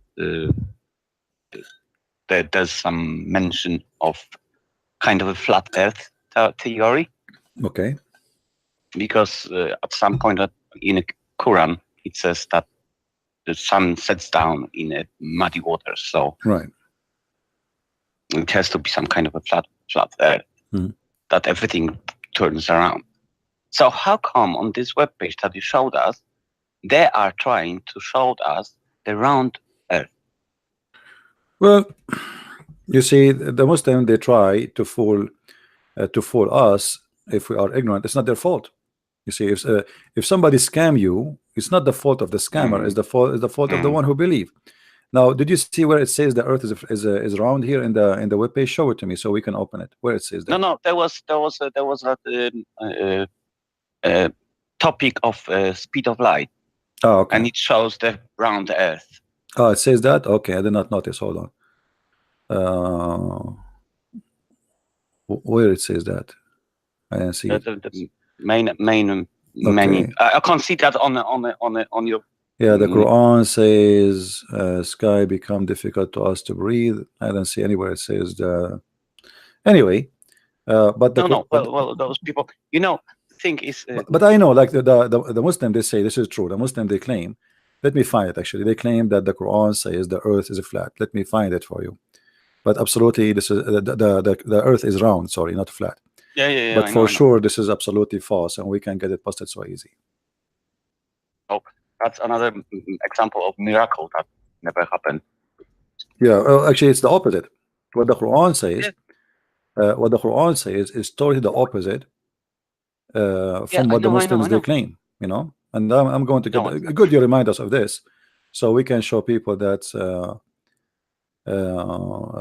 you know, we can get them busted regarding this. I'm going to find the link, or sorry, the web page where they say that.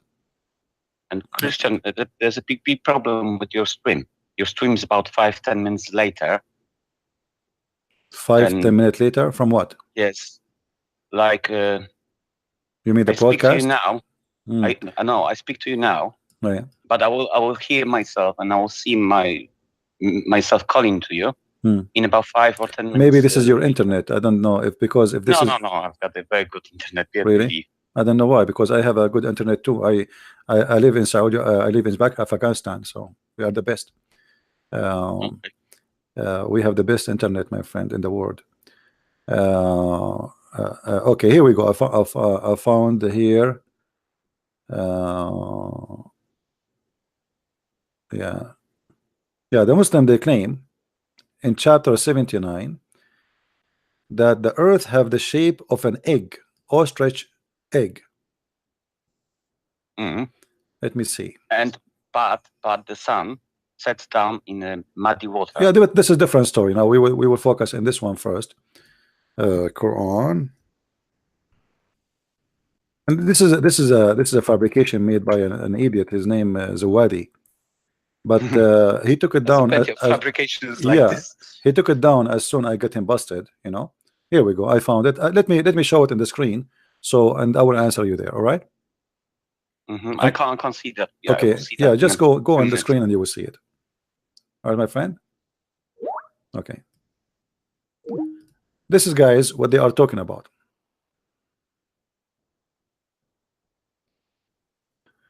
A Muslim here is posting in the internet saying, few translation of Quran 79:30 says that the earth is an egg shaped. Few translation. That's a big fat lie. Not a single translation say that. Not a single translation says that. وَالْأَرْضُ بَعْدَ ذَلِكَ دَحَاهَا. وَالْأَرْضُ بَعْدَ ذَلِكَ دَحَاهَا. Let us go to the Quran and show you how they lie and get them busted. They claim that the word dahaha mean egg shape. It is the opposite. It's flat. The word daha mean immediate flat. All right.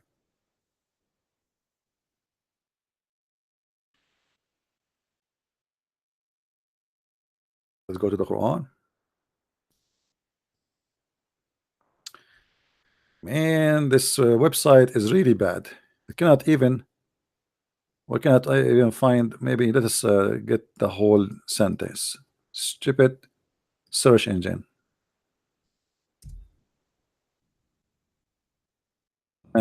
It's the same.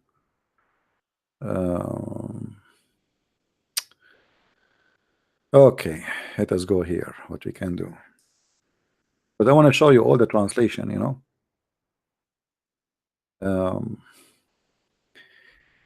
Chapter 79, verse number 30, as you see in front of you. Translation of Yusuf Ali.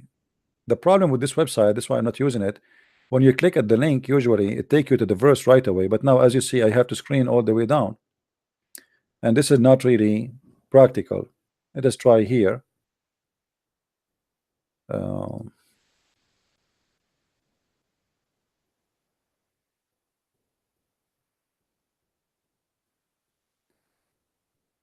So we can show you all the translation and how they lie. That's why I say never, never believe a Muslim. Never. Never. You know, it is impossible.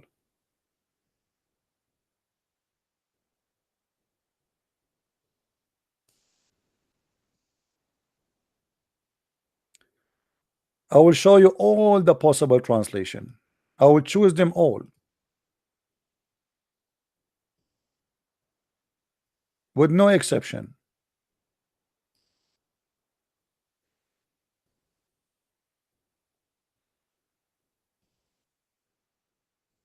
I don't know how to highlight all one click, but look like it's impossible. All right, now we have them all. He spread out the earth. He spread out the earth. He spread out the earth. He stretched out the earth. He spread out the earth. He spread out the earth. He expanded after that the earth. He spread the earth. He extended the earth. He spread the earth. Go down more. This guy, he's just typing it in using Latin letters. By the way, this is how Muslim they read for you Quran. They claim that they are reading Arabic, but the fact they are reading this. وَالْأَرْضَ بَعْدَ ذَلِكَ دَحَاهَا. Hello? Hello? Hello. Yes. Hi. Yes, my friend. Go ahead. I thought you lived in the USA. You thought I live in USA? Yes. Isn't it USA in Afghanistan these days? What do you mean? What do you mean? Isn't it us now, American? We are taking over Afghanistan, brother? I'm not a Muslim. Okay. So what's your point, my friend? What do you want to say? I'm just joking with the guy. So I told the guy you live in Afghanistan, so it was a joke. It was a joke. Yes, it's a joke. Isn't it obvious? Okay. Yeah. Anything else, my friend? Yes. Doesn't the Bible speak of flat earth too? No. Actually, in the book of Job, it says it clearly, the globe of the earth. No, It says that God, he hang the earth on nothing, and speak about the shape of the earth. It says the globe of the earth. He hang the earth on nothing, which nobody know about that ever before. In which language? In the Hebrew language. What do you think? The Bible will be written in which word? Those are Jews. And how about Genesis, that God made the firmament to divide the waters below from the waters above? Yeah, and what is that? Well, this is how God separated, separated the earth from everything around it. Which means, yeah, but waters above from waters below. The water means, above the firmament there is water. Yeah, like God created all what belong to the earth. We have a cloud, we have the rain come from the cloud, we have many sources of water, but the main water it was coming from the ground. The water, the earth was covering the whole earth. So God, he separate between, and he made layers of for this earth. So now we have atmosphere, we have a cloud. This is all is a natural thing, yes, but is a creation of God. Okay, and it says that he placed the stars in the firmament. I don't even understand you. I have a hard time to understand. What? Say again. That it says in Genesis he created the stars and placed them in the firmament. And how is that big? How is it possible if the earth is a globe? I don't understand. What is possible? How is it so if earth is a globe? So I don't understand. What? Say again. Can you type your question for me in Skype? Type it for me. Okay. Type it. Okay. God created the stars. He put them in the sky. And what the problem? وَالْأَرْضُ بَعْدَ ذَلِكَ دَحَاهَا. As you see here, this is Tafsir al-Jalalain. The Muslim, they lie, they say it is about making the earth in the shape of an egg, but in fact it is about making it flat, which is totally the opposite from what it says. Yeah, I don't know what is the problem if God he put the stars in the sky for you. That is a problem for you. Where he put them? Do you think he did not put them in the sky? You think he put them in the kitchen? If you go in the book of Genesis right away from the beginning, it says that God in the beginning he created the light. He said let be light, and light was. And that makes sense. You will not see in the book of Genesis nowhere he says that he created the night, because there is no need to create the night. The night is darkness is already exists. Darkness is nothing. Darkness is the absence of light. If you go in the Quran, it says the opposite. It says that Allah created the day and the night.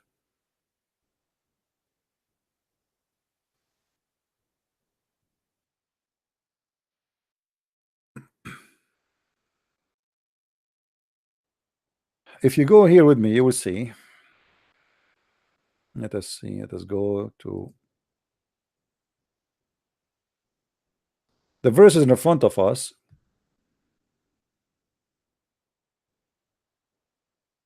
Confirm that Muhammad, God, he have no idea. Every verse, any chapter in the Quran is speaking of something stupid and something false. All those verses, I challenge any Muslim to choose for me something, and he will find it all is speaking of something false.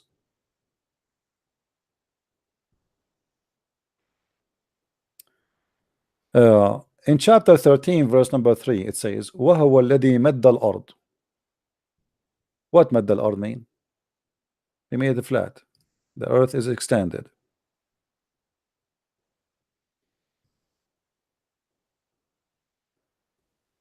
As you see, the Muslim trying to say, and then the Quran make another poo-poo. The Quran claimed that Allah he placed mountains in the top of the earth. And why he put the mountains in the top of it? So the mountains the earth will not move. And the Muslim actually they make a claim about this, saying this is a miracle because mountains they stabilize the earth, but this is not really what mountains is about. Mountains happen because the earth is not stabilized, because the earth is moving, and the earth always have to be moving, otherwise the earth will be dead. The magma underneath of the tectonic plate, if the earth of the tectonic plate stop moving, it means the earth magma is dead, and if that happened we are dead too. So when the Muslim they claim that Allah he placed the mountains in the top of the earth, if you go in the Quran it says he used the word autada. Allah he placed the mountains as nails. The same you fix your tent with it.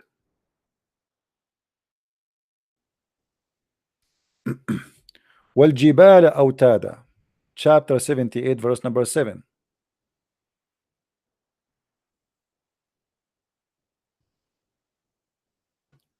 So Allah he placed the mountains in the top of the earth, and he made it as a pitches down in the ground. And this is absolutely the opposite from what we learn from science, that mountains happen from inside the ground, not from above. Mountains simply is the pressure of the tectonic plate or the pressure of the magma, which called volcano. There's many reasons for mountains to form. None of them is about mountains coming from above and somebody placing the mountain in the top of the earth.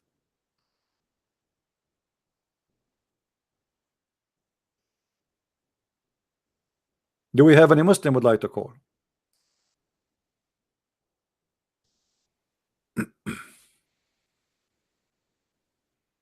Do we have any Muslim?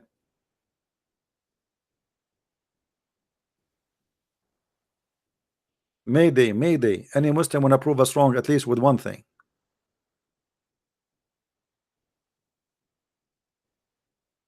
This is why the Muslims they pray in the direction of the Kaaba, because the Quran teach them the earth is flat. So wherever you go, you are going to face the Kaaba. Yesterday or the day before, yesterday I think, a Muslim, he called me and he said in the book of Kings it says that the Jews, when they go to war, they have to pray in the direction of Jerusalem. Yeah, but this does not mean they are facing direction really. There's nobody can face Jerusalem. You cannot face it. Those are people, they are leaving the city, defending the city, not leaving to the end of the world. They are not immigrants. That's why it says in the wartime, when your soldiers go, they face Jerusalem and they pray. It's not a metaphorical for them because they are there. And if I pray in the direction of Jerusalem, it must be metaphorical. It cannot be I'm facing the direction of Jerusalem because it's impossible. I live in America. How I can face Jerusalem? This is why, you know, when a Muslim he speak about this, we as a Christian, we don't pray in direction of Jerusalem. Why? Because this is not what the Bible says.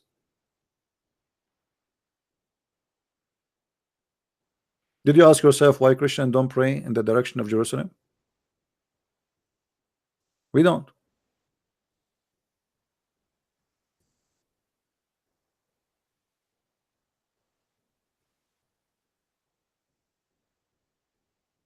Do we have any Abdul?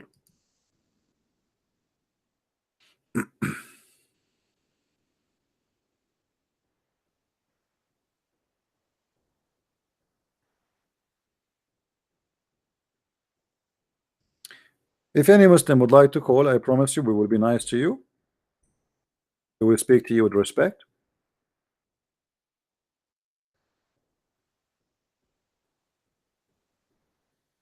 All right.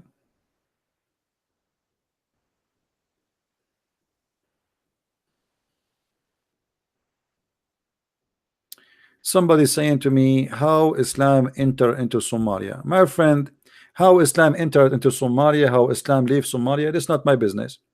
Somalia, because of Islam, became a hell. Go and see what happened to Somalia because of Islam. Don't you see? This is the question. Why Somalia is horrible because of Islam? Today and the day before and the day before and the day before and the day before, every day there's suicide bomber. Why? Because it is a Muslim country. As simple as that. Yes, my friend. Hi, CP. Yes. We're still on the subject of the miracles in the Quran, right? Yeah. So I just want to ask something about that they claim about the dark matter that is mentioned through the verse of like the seven heavens of the earth and something like that. What do I mean by that? Because they say that in light of modern discoveries in astronomy, the scientists have found out that there is dark matter spread across the vast universe, which is invisible. And because of this verse, sorry, I don't understand. You say slower. What you say again? Very sorry. Seven skies and what? Well, the miracles that is explained through this verse, it says, "It is Allah who has created seven heavens and of the earth, the like of them." Quran chapter 65, verse 12. Okay. So they mentioned something about dark matter, and then this proves that the Quran is the thing, you know. How? What? I don't understand. How? What? What is the miracle? Do you have a link? Yes. I'll okay. Give me the link, please. Give me the link, so we can show it on the screen, and everybody can laugh with us. Okay. Thank you. I guarantee you. I guarantee you, I'll laugh. Okay. Okay. Thank you, CP. All right. I'll message you now. Okay. Just send me the text, please. Okay. Okay. Thank you. There is many things. I feel sorry for the Muslims. You know, there's many of them. They are victims of other Muslims who they lie, fabricate miracles. You see, first of all, the Quran says that Allah He created seven earth and seven heavens. Where is the seven earth?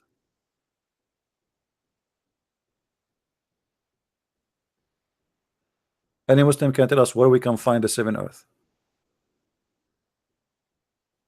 Seven heaven, you can get away with it, right? You can fabricate any story you wish. But where we can find the seven earth?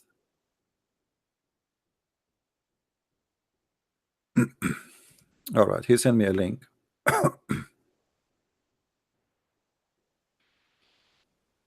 Let us see.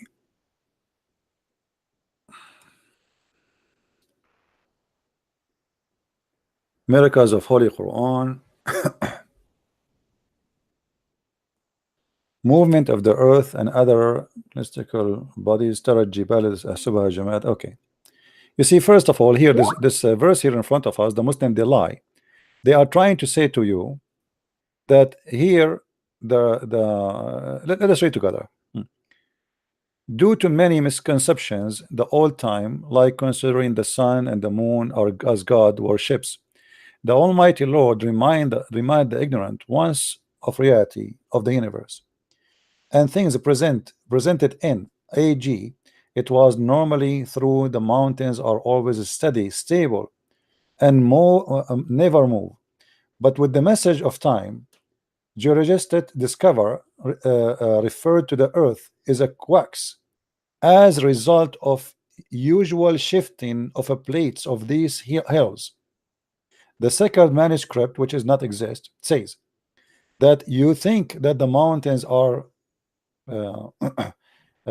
ridged, but in fact they are moving. The fact, this is a lie. The verse here is speaking about the judgment day.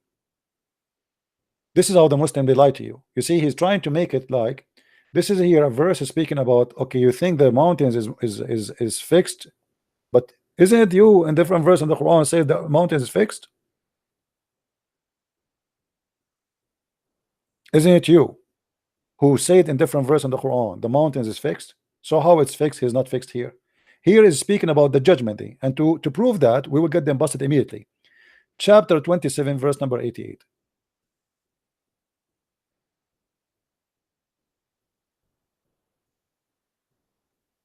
As you see, this is the Muslim website, this is the interpretation. I have nothing to do with it. Whatever there is there. We will read it together live. And this is Tafsir al-Jalalain.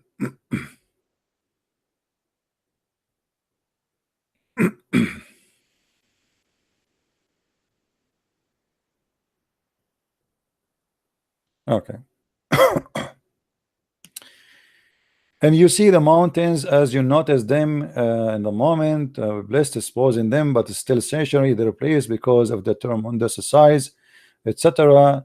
The word will mountain will be drifting like manner until eventually fall the ground, whereby flattened by the becoming like troughs. Wolf Quran Q1015. I think you mean 1015. The import of a preceding sentence which has extended constructions. It's agent, Allah, God, after omission, operator, namely the enemy. Where is it? Where is the explanation? Hold on. It doesn't say here anything really. That way.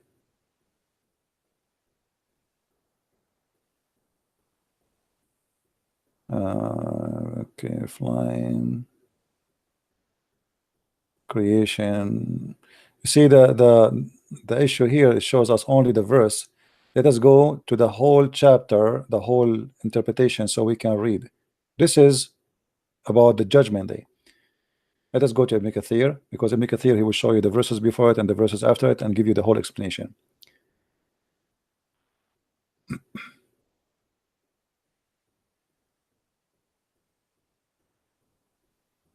Ibn Kathir.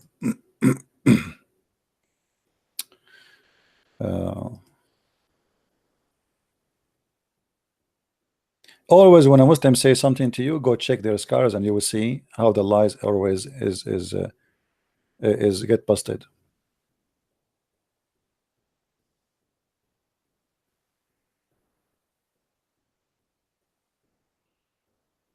As you see here, if you go and read the verses before, you will see that the angel will come and he will blow the trumpet. And this is something stolen from the Bible. That when the Messiah come in the day of judgment, the angels will blow the trumpet, and the Lord will come with his glory. Then here it says, here is speaking about other prophecy of the judgment day, that the false Messiah, the Antichrist, will come and he would do this and etc. and he would try to destroy the Kaaba, blah blah blah blah blah blah blah blah blah blah blah.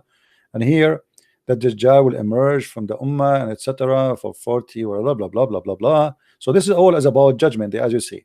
Then we go down. Then the surah trumpet will be blown, and no one will hear it but the one who tilt his head to hear the sound.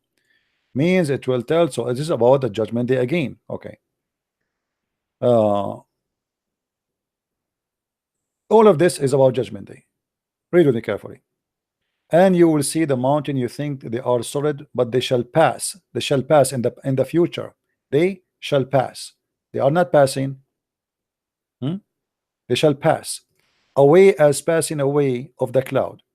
Chapter 27, verse number 88, meaning you will see them if they are fixed, if they will remain as they are, but they will pass away as passing away of the cloud. They will move away from their places. This is like the ayat, and he quote the other. All of this here is explain what the judgment day. Read very carefully. And they ask you concerning the mountain, say, I am the Lord who will bless them and scatter them as particles of dust. Do you see it? Did we prove it now that this has have nothing to do with what they claim? Guys, is that clear? This is about the judgment day. Allah is saying supposedly he will destroy all the mountains. You think those mountains are going to stay? They will pass like wind, like a cloud. All right. So this is the first lie. We got it busted. What is the second one? In light modern. Okay, let's go down to that page you sent me. هو الذي خلق الليل والنهار والشمس والقمر كل في فلك يسبحون. Chapter 21, verse number 33. The mistake here, and this is the Muslim translation I'm going to use, as you see in front of you. Let me make it bigger, the text.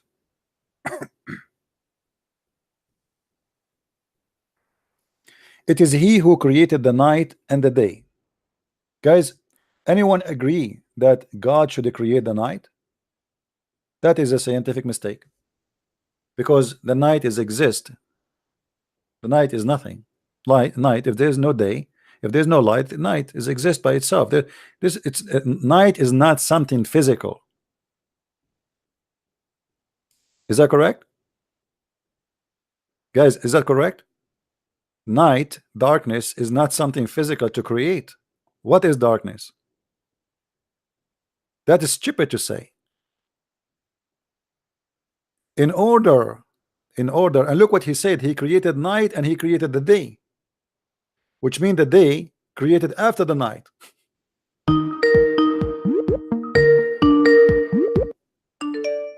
I think a Muslim trying to call. Hold on.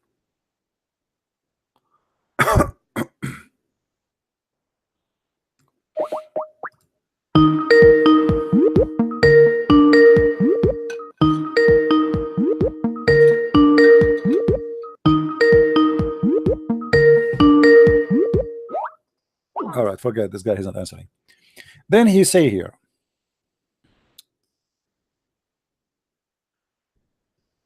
the above line. Oh, hello. Hello, Christian. Yes. It's me again. I called you like 10 minutes ago about that flat Earth and why. Yeah, but let us finish this person, please. Sorry. We need to finish the answer. This gentleman who asked me the question. Then we can give. Okay, you, cool. All right, because he asked me. He sent me the link, and we are asking him. All right, we are answering him. Okay. All Okay. right, my friend. Thank you. Thanks. Because we want to finish one by one. We don't want to just open 100 topic. Hello. How are you? I'm fine, Hussein. How are you? Good. Like I learned a lot of stuff from you in historical facts from you. So I just wanted to ask you a question about my own country. I don't know about your country, my friend. I don't know about your country. I don't care, my friend. I'm not a specialist in Somalia, but what I know about Somalia, that Islam screwed your country. Do you agree with me or not? I don't know about How many suicide bomber in the last month in Somalia? Can you count for me? Just the last month. a lot. Okay, so why asking me about your country? Ask yourself, who is the one screwing your country? Who is the one doing suicide bombing? Is it the Christians? Is it the Jews? Is it the Does Hindus? Islam accept suicide bombing? Yes, Islam accepts suicide bombing. Who said that? Because Islam, all of it is based in sacrificing yourself. The Quran says that Allah, He buy from you your soul. He buy it from you. He's the devil. He buy your soul. You say it to him, and he give you instead versions of vagina. And this is why those suicide bombers, they do suicide themselves. But suicide is haram. Where it says haram? Your prophet himself tried to commit suicide. Did your prophet himself try many times to commit suicide? Or no? That's a lie. That's a lie? Are you challenging me now? Are you challenging me? Yeah. Okay, here we go. I can't believe that at all. All right, okay. Let us see.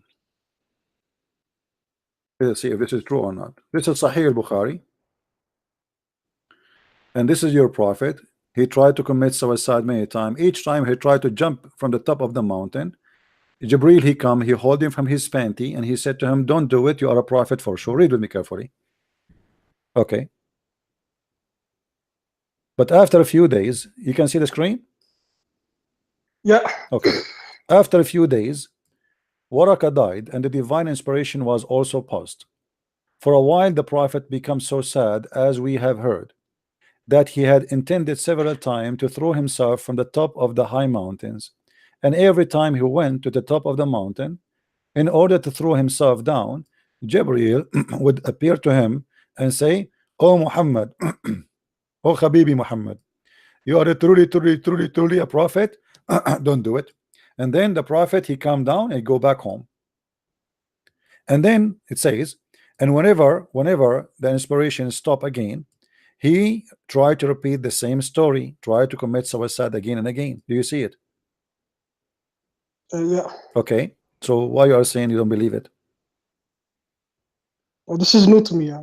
This is what?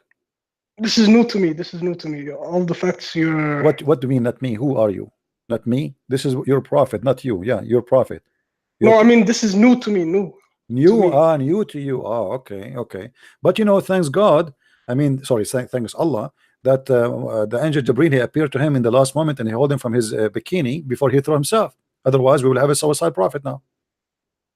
What if Jibreel he was stopped in the traffic by a police man, give him ticket, and he was late to hold the bikini of the prophet, and the prophet he jumped from the top of the mountain? What do you do? By the way, the prophet is not from Somalia. This is all stupid shit that I never. I agree with you. This is you know, which one is the shit for you? Which one is the Muhammad is jumping or Muhammad is crazy? All these hadiths that, like, you know, I've been told a lot about my prophet, and like I'm learning all these new things that I've never seen before. So I'm gonna be looking into it. I watch your shows. Okay. So yeah. But don't do what the prophet do. I mean, just be. I know. Smart. Yeah. Of course not. Okay. No. Because I'm not there to hold you. You know. Yeah. Okay. Anything else, my friend? No, I'm just. But I appreciate your channel and thanks. Thank you. Take care.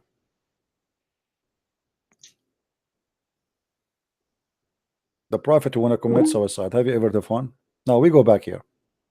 So the first mistake here, they say that the moon is the night is created. That is a mistake. Then he say here, the above line of this scientified script indicate the vastness of universe, in sense that generally used to take the sun and the moon as a stationary some years ago. But the new science. Hello? Oh, we go back here. Hello? Yes, my friend. How you doing? I'm all right.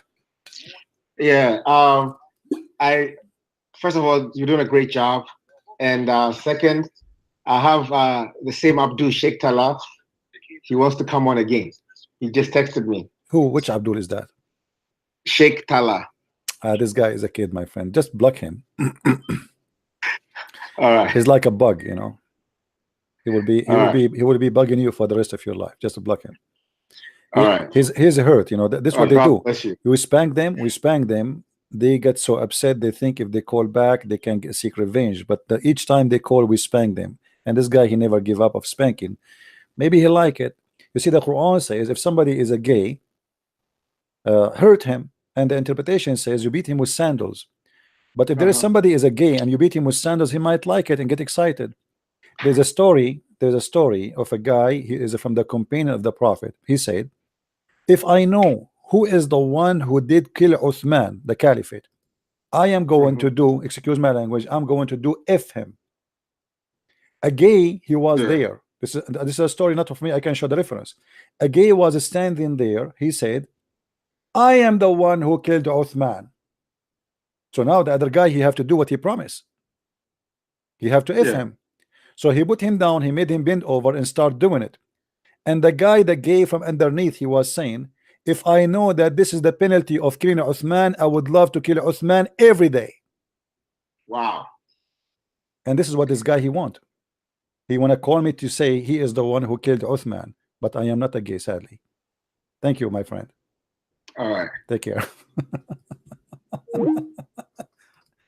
If I know that this is the punishment of killing Uthman, I would love to kill Uthman every day.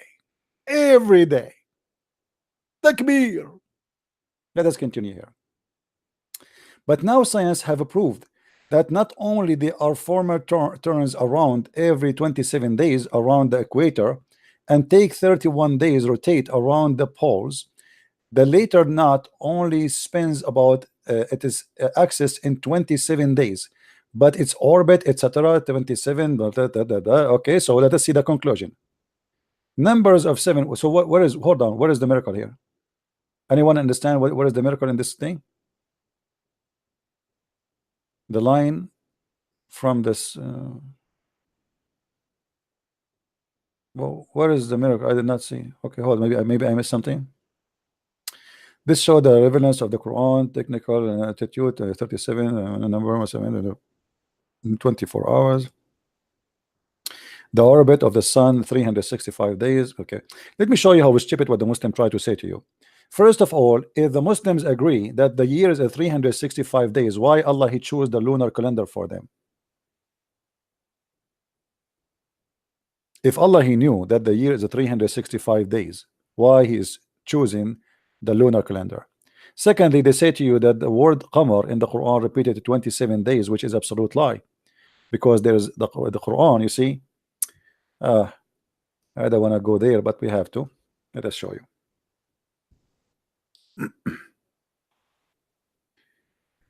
The word qamar, not only the word qamar mean moon in Arabic. The word shahr is a word mean qamar.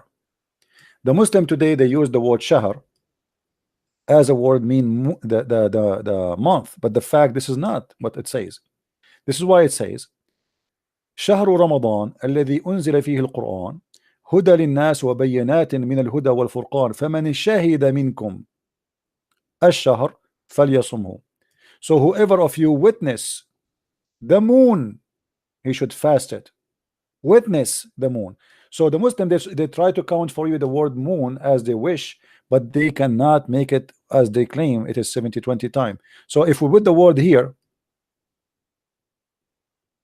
shahr, it appear twice in the Quran if it's exact word. It appears 17 times if it's not exact word. It is the word qamar.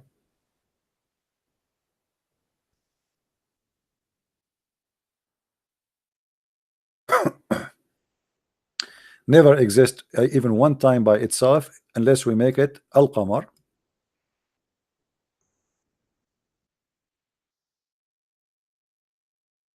Okay, now we find that the word al-qamar appear only in 3 verses. So they try their best to fabricate numbers and to make it as they wish. They do their best. Let us go back here so we can get more stupidity. You will notice here that the verse the Muslim they quote for us, chapter 21 verse number 33, have a huge mistake.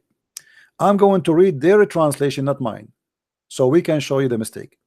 I want you guys in the text there to tell me what is the mistake you notice in this verse. Who of you can notice the mistake, a huge mistake?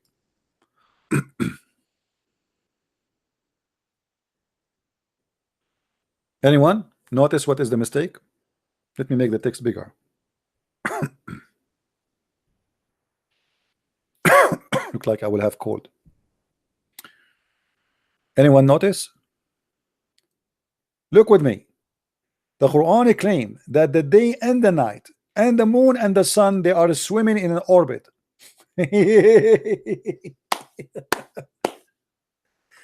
The stupid author of the Quran, he believed that the day and the night, they are an object by themselves,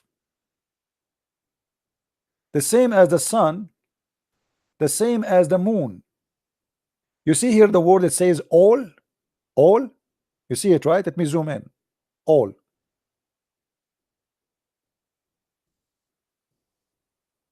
You see it? All is this word in Arabic, kull. Kullun, all of them. In Arabic, we don't say kull unless it's for more than, for whatever before, you know, it's not for two. All and each of them, this is what it means. All and each swim in an orbit. Secondly, here the word, but the word falak, this word can be a word mean a boat, and this is mostly what the verse is saying. Muhammad is copying those who believe in the space, what they call it, the witchcraft, the space, you know, reading the space and reading the stars. I don't know what they call it. So those people believe that everything in the sky have a boat. The moon have a boat, the sun have a boat, Mercury have a boat, Venus have a boat, everyone have a boat. They are swimming in a boat. This is why you see in all the Greek mythology, those planets, they are in a boat. And this is exactly what the Quran says. The word is swimming. In order to swim, what swim mean? What the word swim mean? The swim is very clear. You know, it's like moving inside an object like water or a liquid. The space is empty, so we swim. What do you mean we swim? How they swim? So they are swimming, and here the word, by the way, they come with the word orbit. All right, but this is not really an orbit. It is like I say, it is like a fixed course. And let me show you how we can prove that in different verse or different place. Who is the best to explain the Quran better than Muhammad himself?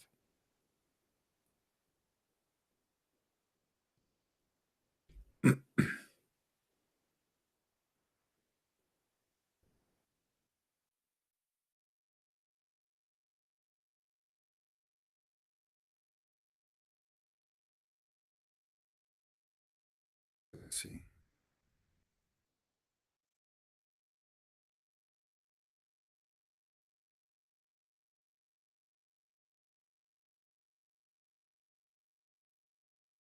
All right.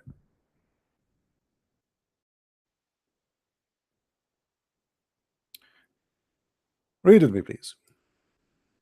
Once I was with the Prophet in the mosque. At the time of the sunset, the Prophet said, "O Abu Dhar, do you know where the sun set?" Remember that verse is speaking about what? About the day and the night and the moon and the sun swimming in the air, in the orbit, correct?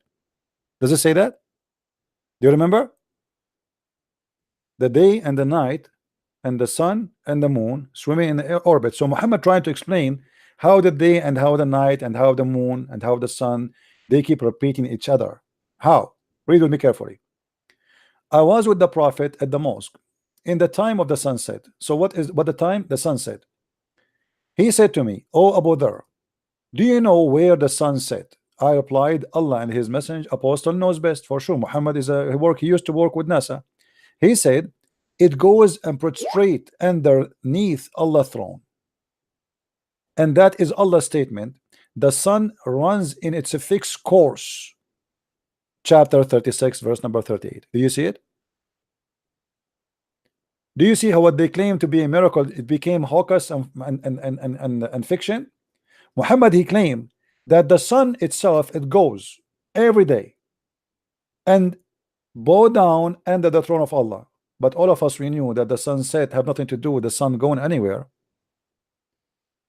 Muhammad, he did not say the earth is moving. Muhammad, he said the sun goes. Do you see it? Now, do the Muslims understand what Allah want to say more than Muhammad? Who is a Muslim when I dare to say that?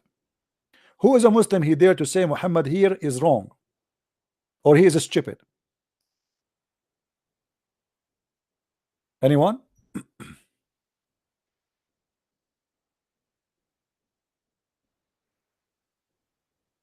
Any Abdul?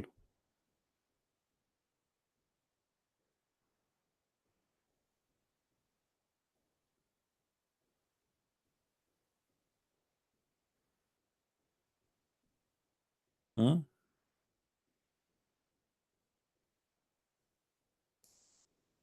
Any Abdul? So why they lie? Why didn't quote for us what the Prophet said to make it explain the miracle more? So they fabricate and they lie and they try to make the Quran look the way they want it to be, but in fact it's not what they say. Now let us continue. The number of 7 heaven and 7 earth liars. 7 earthly liars? That's a lie. There's nowhere in the Quran it says that there is 7 heaven and 7 earth liars. It is 7 heaven and 7 earth. Read with me carefully. Allahu alladhi khalaqa sab'a samawat wa min al-ardi mithlahun. Let us read the interpretation for this verse so everybody would laugh at the Muslims. And notice with me, none of those articles is quoting the explanation of the Quran by a scholar. Did you ask yourself why? Why we cannot find any explanation from their scholars, which is their scholars? Because their scholars will get them busted. Chapter 65, verse number 12. Let's go.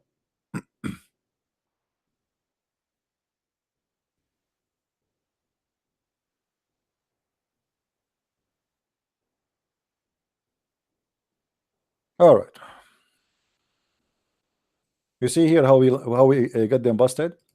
And it's Allah who has created the 7 heavens and one above the other like a dome, and the earth like therefore 7 earths, but they are flat. Do you see it? Why they are saying to us that there is 7 layers of the earth? It's a fabrication, it's a lie in the translation, just to fool you. Not even a single Muslim believe that the earth, there's 7 layers of the earth when the Quran mentioned that, because it says in Arabic clearly وَمِنَ الْأَرْضِ, the likeness of them. It is He who created 7 heavens and from the earth the same number. That's what the Quran is saying. They lie with no shame. And of the earth the like therefore. Same time, if you go in the Quran, you see the Quran, in order to understand or to draw an image how Muhammad he understand his cult, how Muhammad he present to us the creation of his God, we have always to connect the dots. You know, we cannot just like, I agree with Muslims when they say we should connect, we should read things in context, right? Okay, we can do that. If you go in the Quran, you will find there is a verse speaking about something it's called noon. Noon. Chapter 68, verse number 1.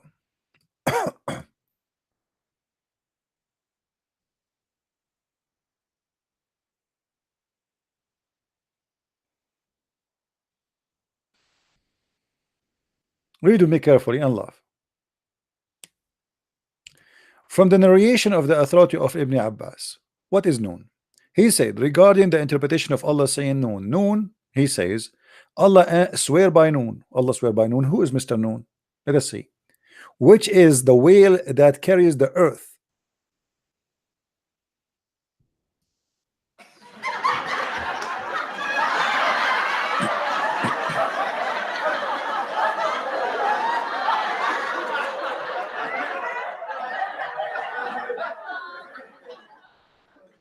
And by the way, this is true. I remember my dad, he told me when I was a kid, because we have an earthquake in my country, which is in Afghanistan next to Argentina. We have an earthquake. I said, Dad, why we have earthquake? He said, because the whale is moving. And now there's a ball. He is carrying the earth too. Read with me. So there is a whale is carrying the earth in its back while it is in water. So now we are swimming in the water, and beneath which is the ball, and under the ball there's a rock, and under the rock there's a dust, and none knows what is under the dust save Allah. Like, stop, please stop. I mean, our knowledge is stop here, please. We Muslim, we do not know further information, brother. We cannot tell you what is under the dust because nobody knows what under the dust save Allah, brother. I mean, this is so good to be true.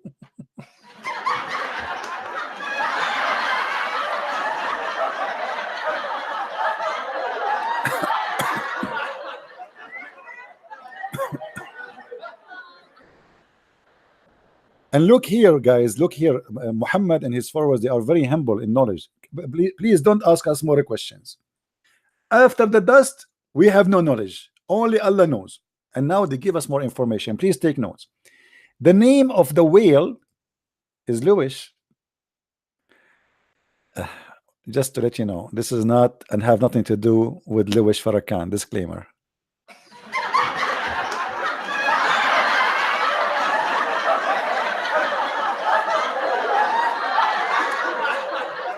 So the name,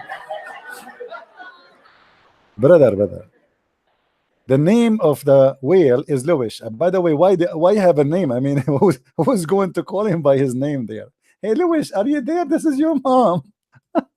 All right. And it said, its name is Lotaya. Oh man, this guy, they are confused about the name, but only the name is confusing. And the name of the ball is Bahamut. Ooh, Bahamut. I wonder where this name is starting from. You see, Muhammad, he took stories from the Old Testament, but the stories Muhammad he always make it so funny, and because he's a fabricator, he's a liar. So there's many things Muhammad, he tried to make himself like he's a person of knowledge, and obviously that those stories are mixed with a lot of fictions of the mind of Muhammad. Bahamut, and some says its name is Talahut or Liwana.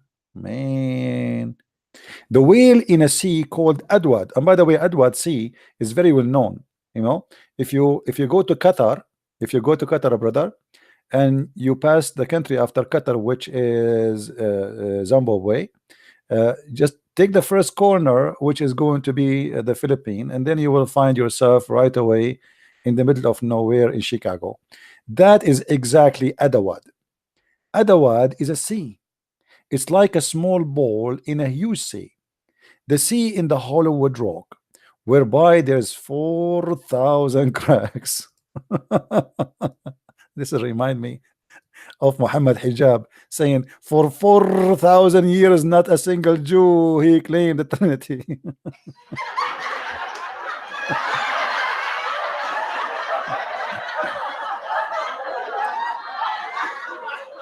Oh boy. I mean, here you see a lot of knowledge, a lot of science here, and actually I believe that many scientists, they are doing their PhD based on this information. Actually, I heard that there's a guy, he have a PhD, it's called the 4,000 cracks in my head.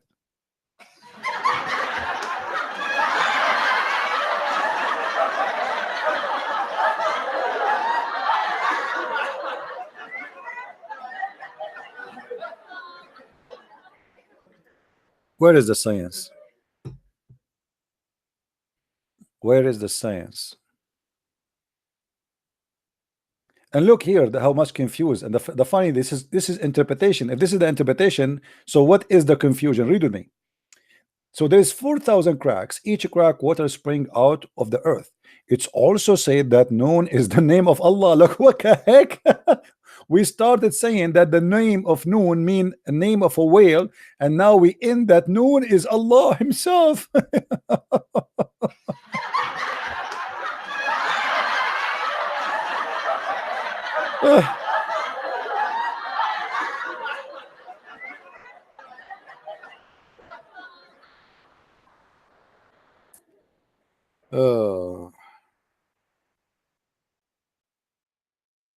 My friend, there's no question that the Quran is a book of science. In different verses in the Quran, Muhammad, he claimed that there's a mountain, it's called Qaf. قاف قاف والقرآن العظيم. What is قاف? Any Muslim can tell us what is قاف? القرآن المجيد. If we go in the here,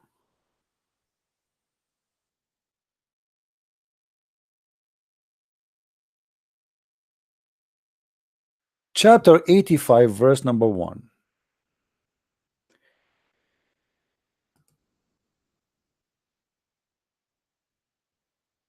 قاف والقرآن المجيد. What is قاف القرآن المجيد? Let us see.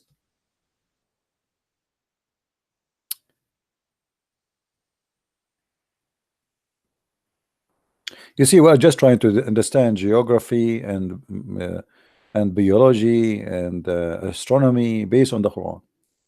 From the authority, from his authority narration of Ibn Abbas, that he said the interpretation of Allah saying Qaf. Qaf, he said, it is an azure mountain overlooking this world, and the color of the sky takes from it. Allah swear by it. So what Muhammad is teaching, that there is an azure mountain surrounding the earth, and it is blue, and this is why the sky is blue.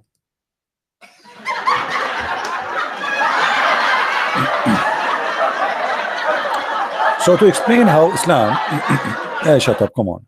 To explain how Islam understand the creation of the earth is a flat.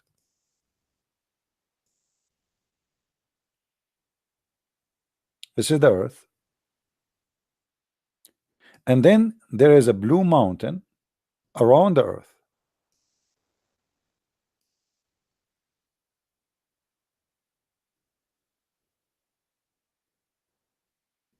Surrounding the earth from every direction. So wherever you look, you see blue. Wherever you look around you, you see blue. Why you see blue? Because simply, and here I should not draw here anything anywhere, because this is the earth is a flat anyway. You know? Yeah. So wherever you look around you, you will see the blue color, because simply this is a mountain here, and then the sky in the top is taking its color from the mountain. This is why we cannot see this mountain, because simply it's blue and it's far away, so we cannot reach it, but it's there. The sky take its color from it, and this is why we see the sky blue. That's very scientific and very true. This is why Muhammad, he ordered his men to pray in the direction of Mecca, because simply, you see, my problem with praying in the direction of Mecca, not because he said, because I can accept that somebody saying to me, pray in the direction of Mecca as something metaphorical, but this is not the point. Muslims, they pray at a physical direction, and they think this is a real direction. So Mecca is here. Muhammad, he think that Mecca is here, the Kaaba is here, and the Muslims stand anywhere in the world, they can face, Mecca. Doesn't matter where you are, you can face it. Hello?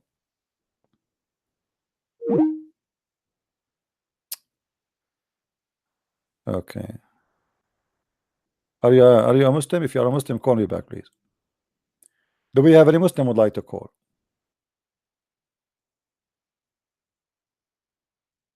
Yeah, because this topic is very sensitive. This is why the Muslim, they will not dare to call.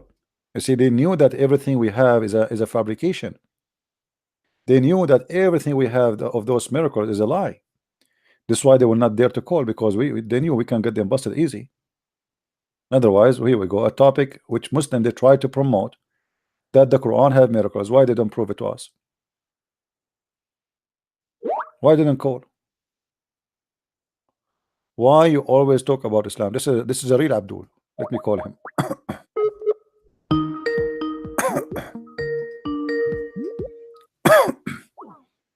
Answer, Abdul, answer. Why you don't answer? He is angry from me. Why you are talking about, if you keep doing that, I will block you if you don't want to talk. If you text me just to insult, I will block you. So I warn you. Any Abdul?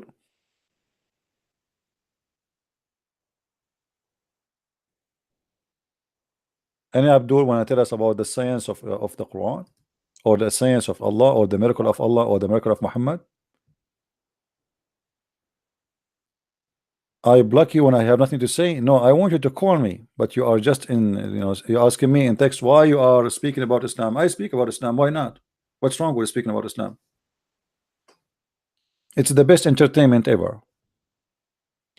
Creation of a human from a clay and water. I mean, this is something silly to say, because this is mentioned in the Bible long before you mention it. So what do you claim about it? The Big Bang Theory in the Quran. This above mentioned ayah pointed toward importance water. Hello?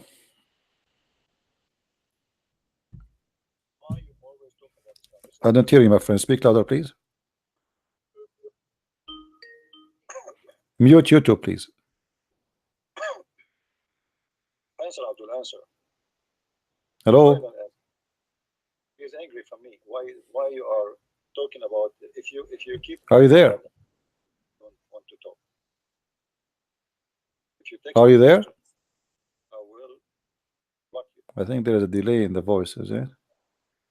Are you there? Any Abdul? That's stupid. Any Muslim want to call us? Okay, look. The above ayah point toward importance of water. Every organism life.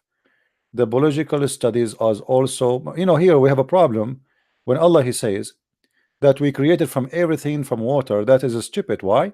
Because the Quran speak that the moon and the sun, they are alive, and even rocks. Even the black stone is alive, and the black stone is going to witness for Muslims. So where is water? وَجَعَلْنَا مِنَ الْمَاءِ كُلَّ شَيْءٍ حَيٍّ. Isn't it Allah who asked the sun and the moon to convert to Islam? But they refuse because they were smart. He asked them to trust Allah, but they refuse because they are smart. Read careful with me.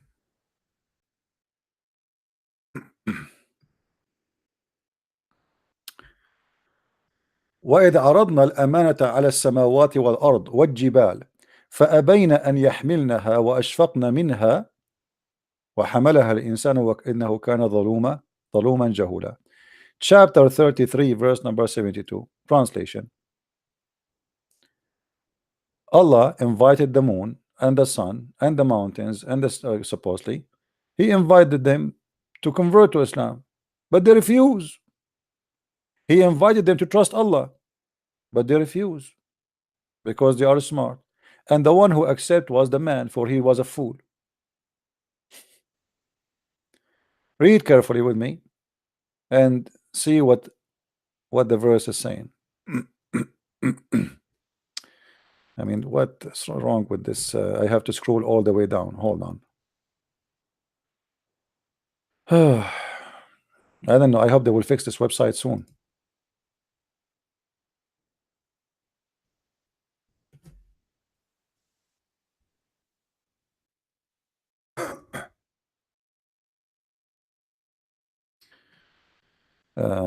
Quran. All right. Here we go. Lu, we offered the trust into the heavens and the earth and the hills, which is the mountain actually, and they shrunk from bearing it, and they were afraid of it, but the man assumed that Lu has proved that he is a fool. Question: if everything is alive is made from water, how Allah is asking the mountains, the sky, and everything in the sky and the earth? By the way, translation here is funny, but as you see here, it's confirmed that we offer the trust. Let us show more translation. All the translation, if we can.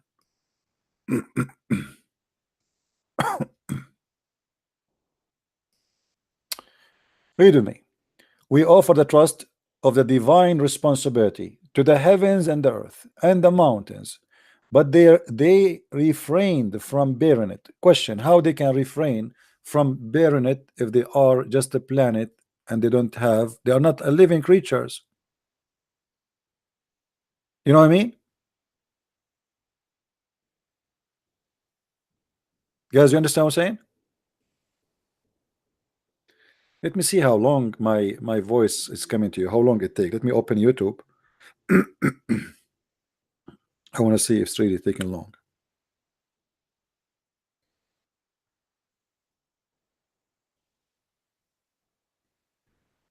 Let me click.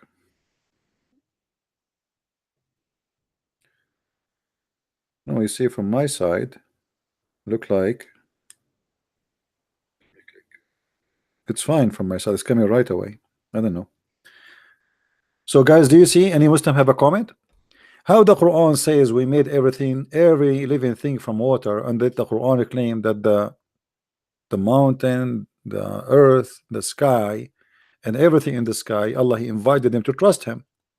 And not only that, He says that they were smart, they did not trust Allah. It was the man who trusted Him, and he was an ignorant. Do you see it? Indeed, we presented the trust to the heaven and the earth and the mountains, but they refuse it. How they can refuse it? Do they have a brain? What do you mean the mountains, they refuse the trust of Allah? Any Muslim can explain?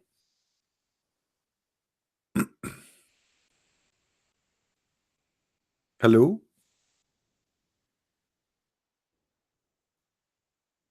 If only what is created from water is a living thing. Allah talking about He offered the moon and the sun and the earth and the mountains the trust. How you can offer them the trust?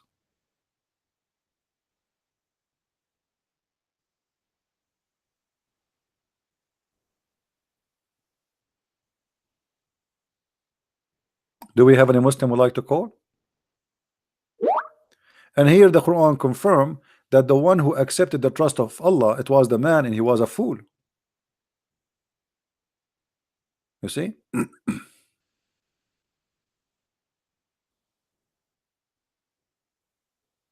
You trust Allah, you are a fool. Read carefully. I'm not the one who's saying that. Hello?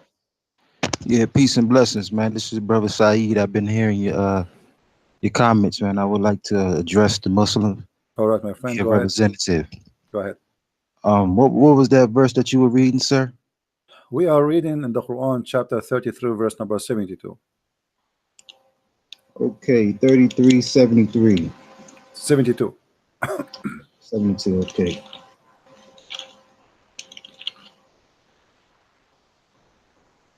Okay, so reading from the English to the from the Arabic to the English, truly we did offer the trust to the heavens and the earth and the mountains, but they declined to bear it and were afraid of it. However, man bore it. Verily, he was unjust to himself and ignorant. Now, what is your question, sir? My question, if everything living thing is from water, Allah is offering the sky and the earth and the mountains a trust, and they refuse. How they refuse? They refuse. Yeah, how the mountain refuse? Well, the Lord says it right here. How? The Lord the mountain offered it to them. Yeah, but how are you talking to who? To the rocks? Well, the Lord is addressing the question that you're asking. You know, the Lord is saying we offered the trust to the mountains. So the Lord is indeed talking to the mountains. Okay, and the mountain, they talk back, they say no, we don't accept.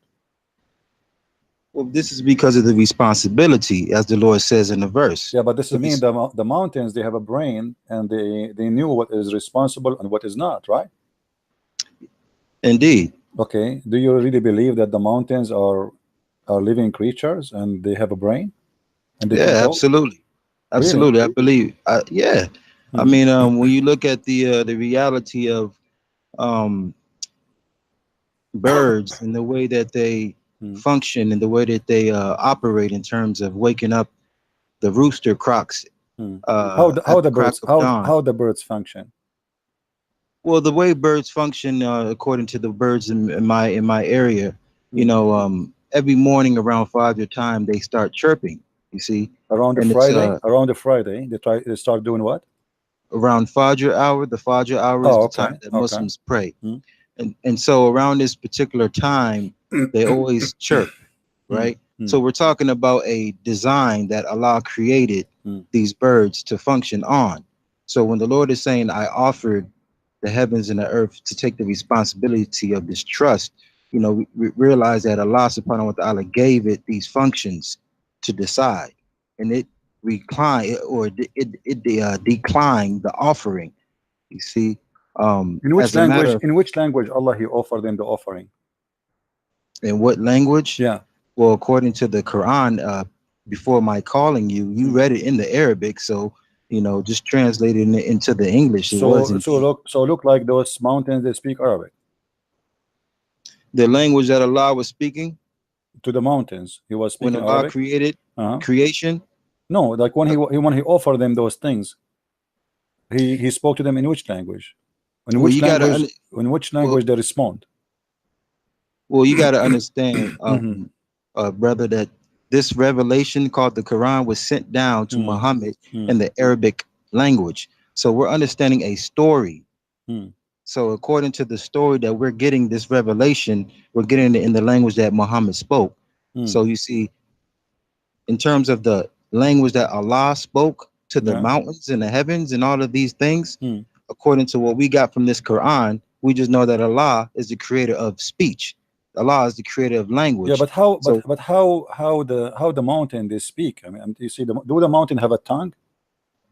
Well, obviously not now at this particular time. So what happened? They lost their tongue by time. What happened? Well, just by looking at what they did, they declined the offer. So by declining the offer, the Lord took away some of the things that will be required to take the trust. So when He created them, they used to have a tongue, and then by time Allah He cut their tongue because they declined the offer. So when Allah He offered them that, what does that mean? He offered them Islam and they refused to accept Islam? Negative. What Allah offered was the trust that the whole purpose of man on earth is to be a caliph, a ruler, you see, to have dominion over everything in creation. So the Lord offered this responsibility, but in knowing the duties of being a ruler, they declined this offer, you see. And this is why the man today is at a folly. He's at a, you know, as the Lord says, he is unjust to himself because he's forgotten how heavy this duty is, you see. And so now today, the man is in a frenzy trying to understand the geopolitics of governing people. You see, so you see, even the angels, when the Lord had created creation, told the angels, I will create a caliph or representative, and the angels had questioned God. Think about the angels questioning the Most High. Will you create something that will cause corruption? The Lord said, I know what you know not, because the responsibility of being a ruler is not easy. As you see, the man is unjust. So when the Lord offered that to the heavens and they declined, it was this knowledge, this information about what it means to be a ruler that they were not ready to take. I hope that it can answer your question. My friend. You just mentioned the story of Adam and the angels. Allah, He said, I will create a caliph. What caliph mean? Well, caliph, according to my understanding, means a representative, a vicegerent, a successor, or successor of who? There's people live in the earth before.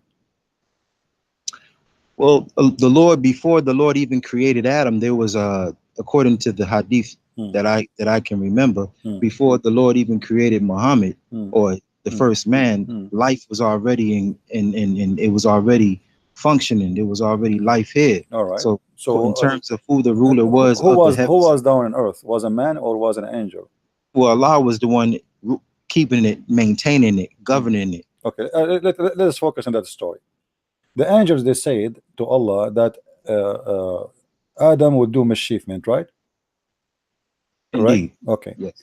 And Allah, He told them, I know what you know not. Correct? Correct. Okay. Which means He is confirming that they are wrong about the claim of Adam. But isn't it Adam who commits sin later and Allah kicked him out anyway and they were right? Well, in terms of the storyline, yeah, you're absolutely correct. The storyline is correct. I'm not going to deny that. Okay, so how Allah saying to them you are wrong when they are right? Well, in terms of like, so when you're looking at a story and you know the beginning, the middle, and the end of a story, but the person who you're telling this, you're a director of a movie and you're telling someone that you trust, hey, I got this idea about a movie, and they're trying to understand the end of the movie, how the movie is going to end, but they're not the director, they're not the actual creators of the movie. So they're giving me their own opinion about how the movie would turn out, but they're not even the one directing it. So the angels were trying to think ahead of Allah, but Allah knew the end game. So you see, yes, indeed, the story started off with Adam sinning. However, the end game is not what they thought, and that's why the Lord knows what they know not. But Allah told them, you know not about what? About him being a sinner. Well, about the reality where the Adam and the children of Adam, the end game. You see, it's about this is a story. Okay, but Allah, he said to them, he wanted to prove to them they are wrong, right? About what? The angel, they will make one accusation that this person, he would do mischief, correct? Indeed. Okay. Was the angels right? Yes, Allah was wrong. How Allah said to them, I know what you know not, and he will prove to them that they do not know nothing. And then to prove that story, he started teaching Adam all the names, and then he told the angels, well, okay, if you know better than me, excuse me, recite the names of those things I taught to Adam. And he placed the things in the front of Adam, and he told them, okay, tell me the names of those things. They said, Allah, we know not what you know, we know only what you told us. So here, so you Allah, see, they testified to exactly what they didn't know. Okay, but the story right? here is not smart, my friend, because if let us say to you, I have a cat, her name, I call her Susu, and I say to you, my friend, do you know the name of my cat? You say no. Is that a proof that I am God because I don't know the name of my cat? I am the one who gave the name for my cat. Allah, he named the things to Adam, he taught him the names, and then he brought all the things in the front of the angels, and he said to the angels, give me the names of those things. The angels, they said, we give up, we do not know. How Allah, he is proving to the angels that he knew what they knew not, if he is the one who gave the names? I mean, this is the most silly argument ever. Imagine you call your son, let us say Ahmed or Muhammad, and I see you in the street, we shake hands, you say, do you know my son's name? I say no. He said, okay, I'll prove to you that I'm God. My son's name is Ahmed, but you are the one who gave him the name. You know what I'm saying?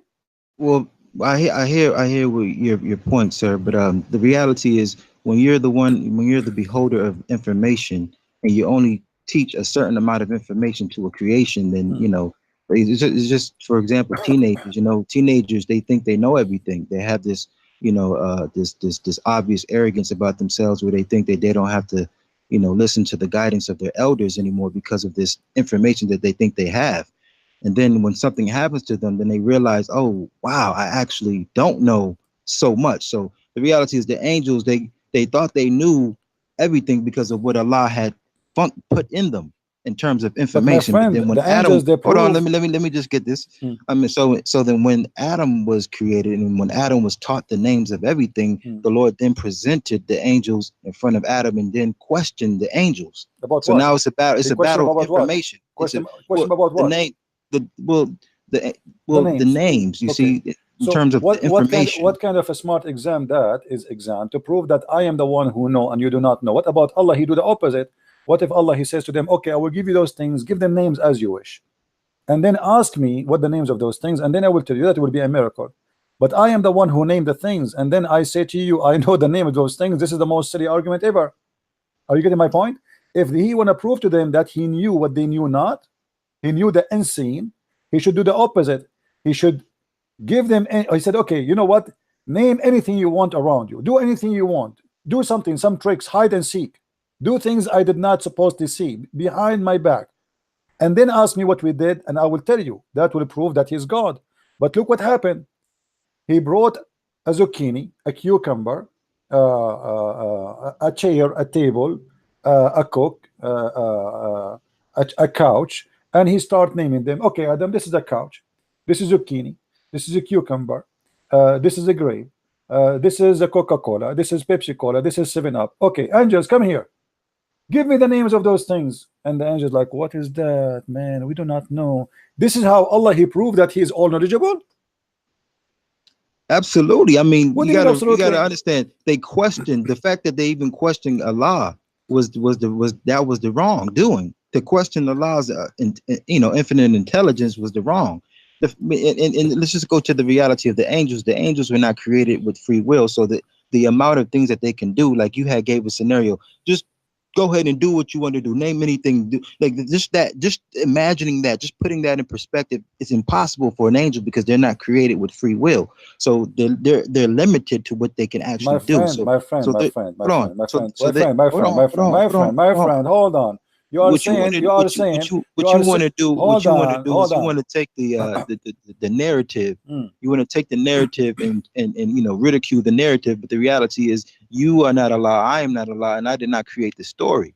The story has been created, and we just. Are you saying to me that because you don't have a free will, you cannot give a name to something?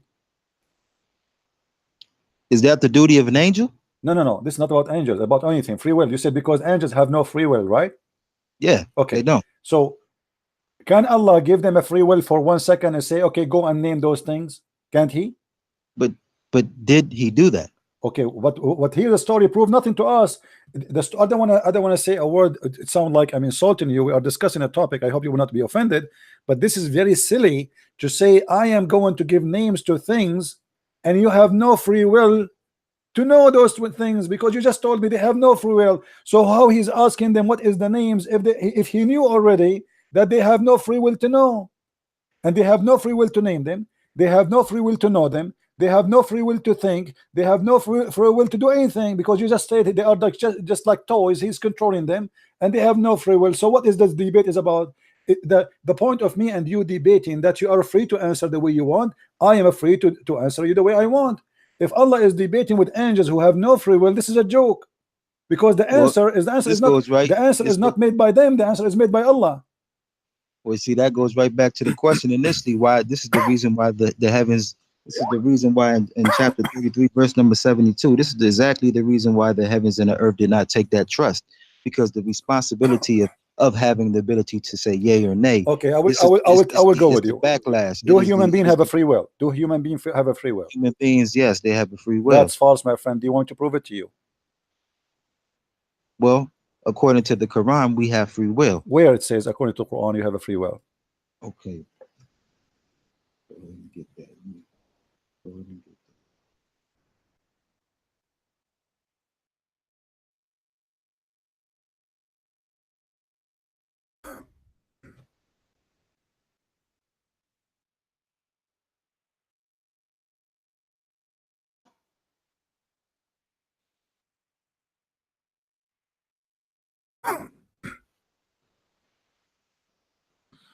Okay, so we go to chapter 7, verse number 23. The Lord says, "They said, O Lord, we've wronged our souls. If you forgive us not and bestow not upon us your mercy, we shall certainly be of the losers."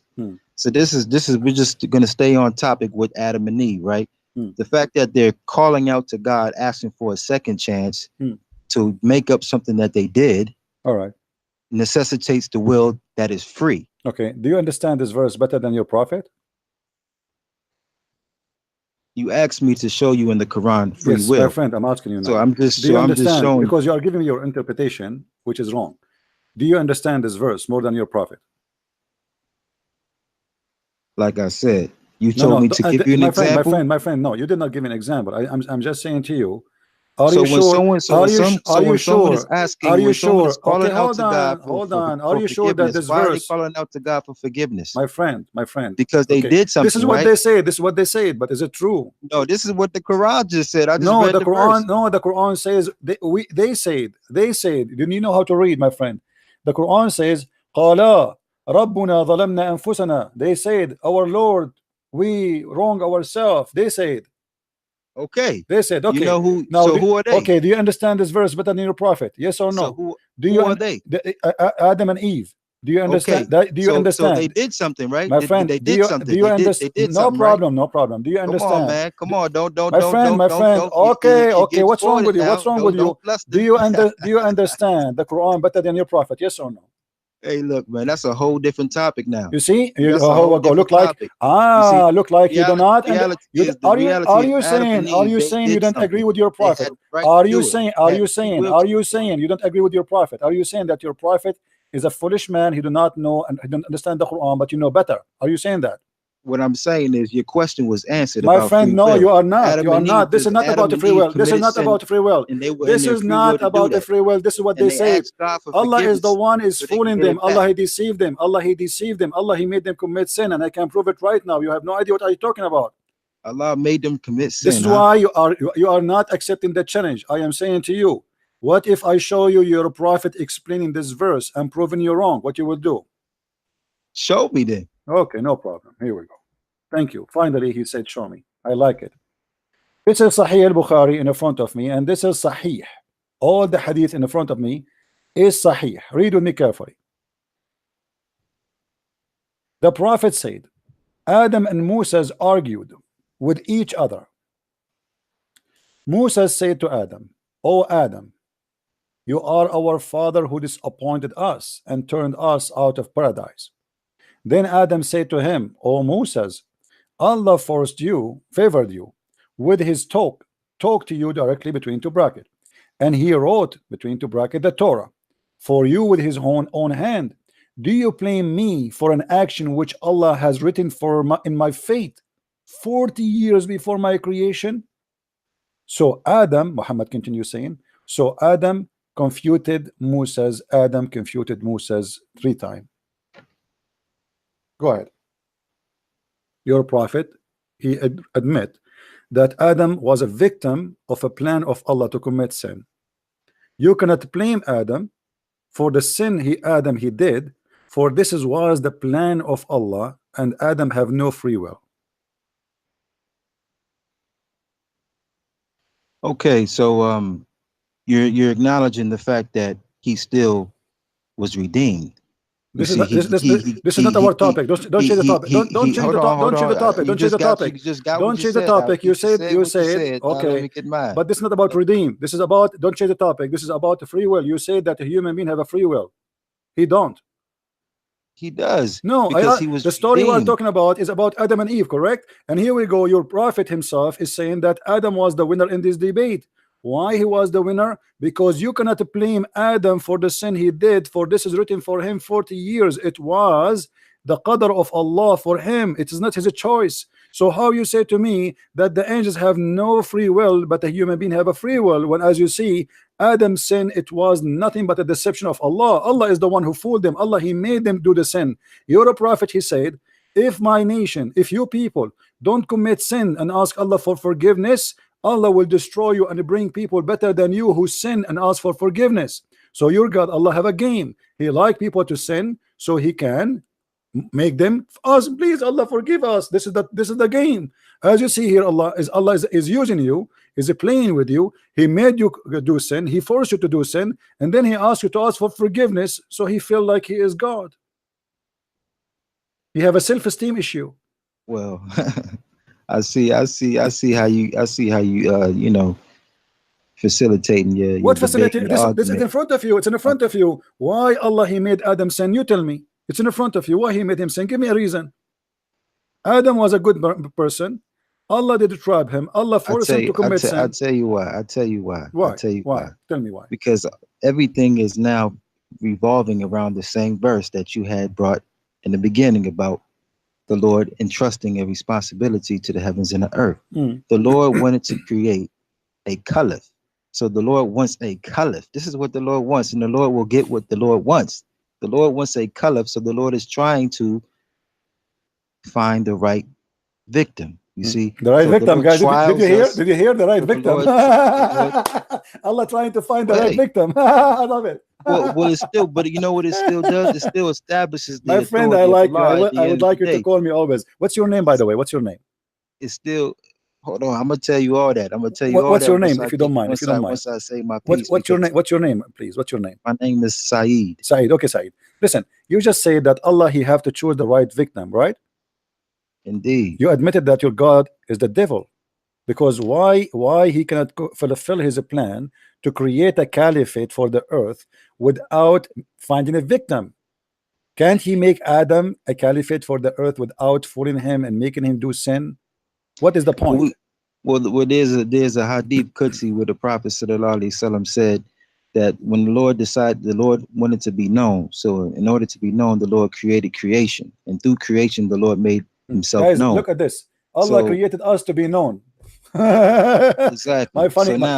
So Let me ask you. I understand that you have your own position against Islam, but in terms of the respectability of one man's faith and another man's faith, we must give each other the ability to express one and defend one's faith. Don't you agree to that? I agree, and you just did. You are the one who said that. You are the one who said Allah. He chose a victim, and the victim is us. Hold on. So let me tell you how this whole thing is going. So the Lord wanted to be known and created creation. There are 99 attributes that represent Allah. So in order for us to know the names of God, you have to deceive us. Create creation. So you have to deceive us. How can you know that the Lord is good, and how can you know that the Lord is wrathful? You must create what is good. What is good about God? What is good about God? But hold on. What is good? What you doing is when you want to explain yourself, then I give you the floor. But when my friend. No, I want to hold you with your words before you forget about them. You just said Allah He wanted to be known. Hold on. You just said that Allah He wanted to be known. Hold on. You're afraid from what you just said. You're afraid from what you just said. You just said that Allah wanted to be known. Hold on. You see, guys, this guy, he is afraid. He's terrified. Let me speak. He is afraid. Give me a second. You said that Allah He wanted to be known, and He chose a victim, and now because He is good God, He chose a victim to make him commit sin. How? No, that's what you say. You are the one who said. Aren't you the one who said the word? Aren't you the one who? Okay, hold on. Aren't you the one who said? Aren't you the one who said the word victim or me? I am the one who said victim. Adam is a victim, or it is you who said Adam was a victim of Allah. But I'm going to use my words and I'm going to put it in its proper context. You can't take my words out of context. You said, Adam is a victim. Adam is a victim of who? Adam is a victim of who? So now I got to represent my faith. Guys, properly. listen to this. I'm not going to allow you to speak this gentleman, he just said that Allah He chose an Adam as a man to be a victim in order for him to be known.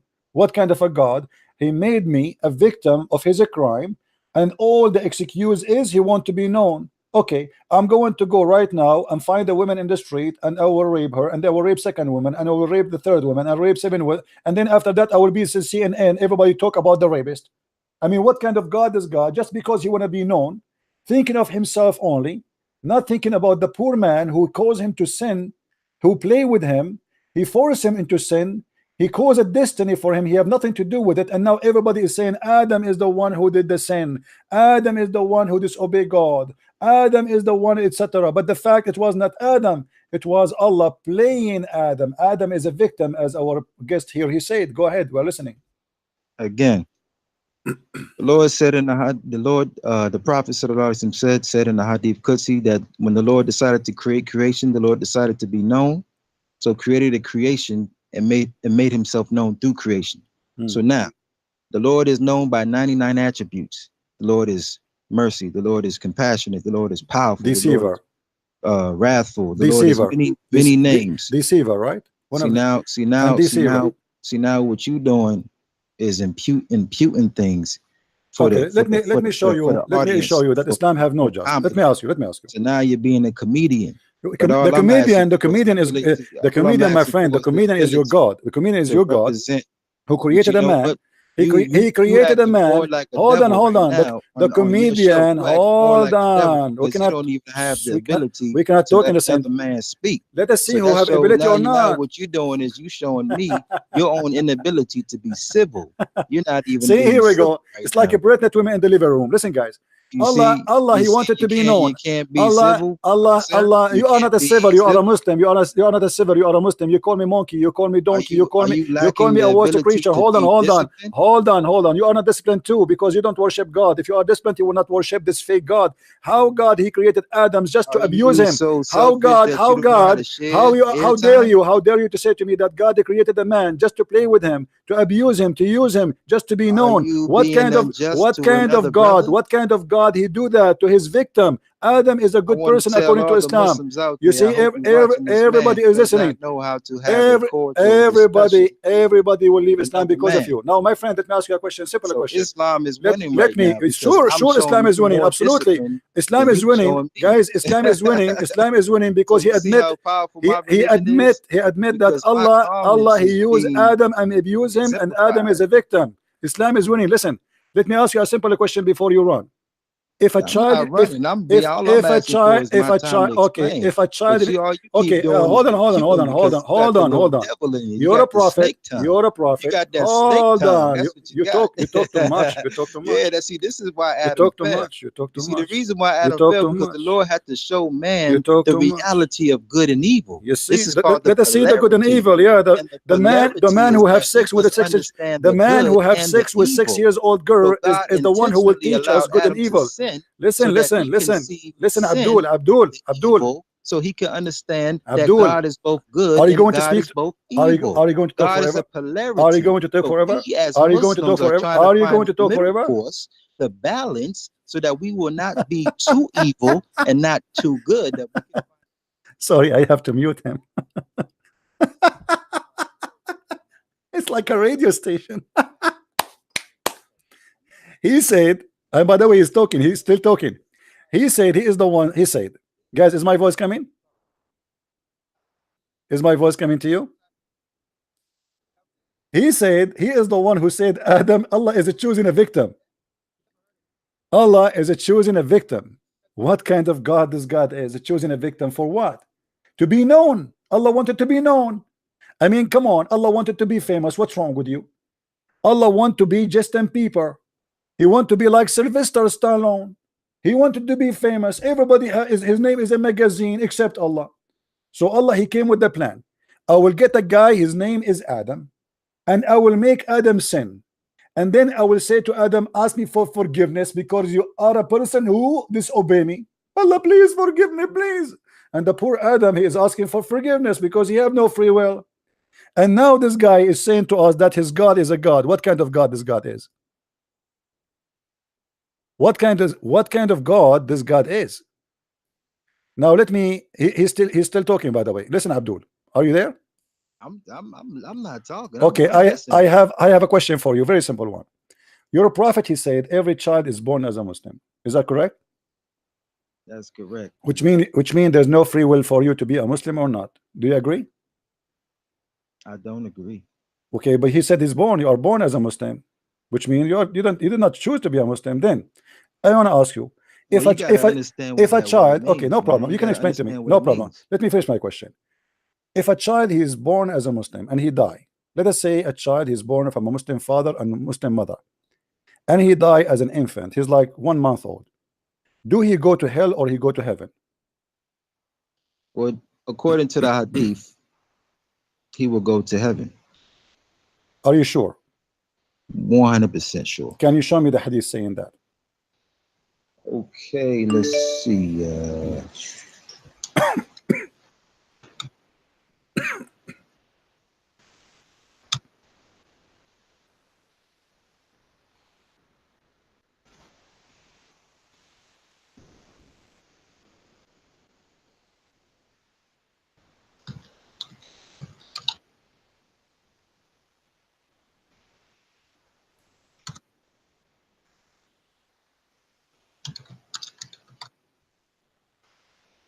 I will give you 10 years to find me the hadith.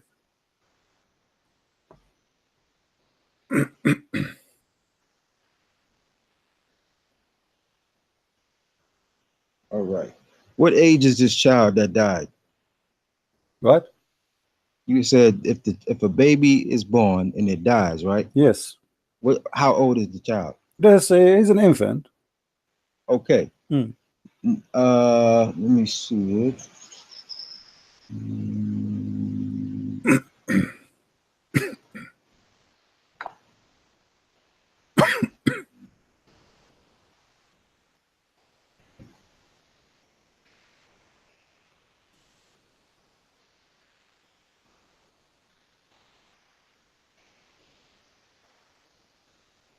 Okay, narrated Abu Huraira. This is in Sahih al-Bukhari, book number 23, hadith 342. The Prophet sallallahu alaihi wasallam said, no Muslim whose 3 children died will go to the fire.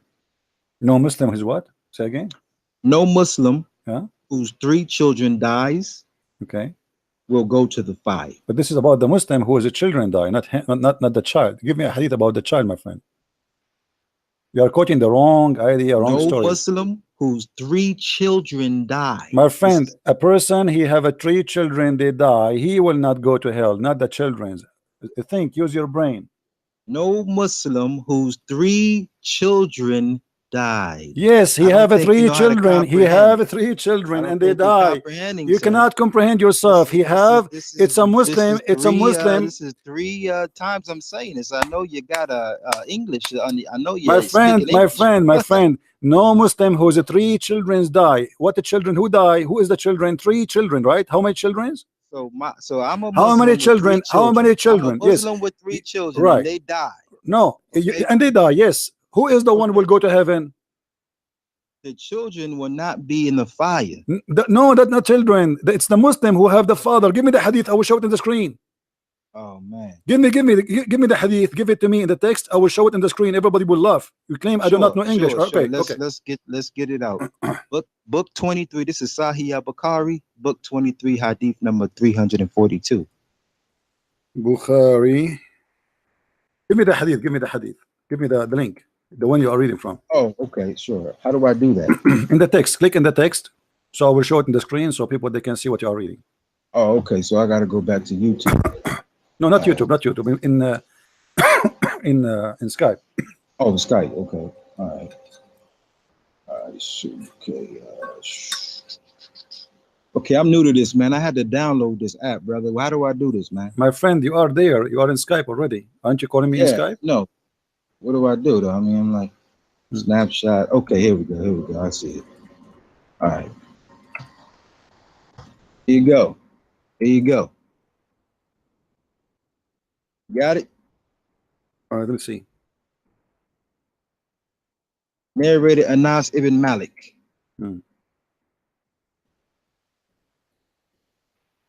Okay.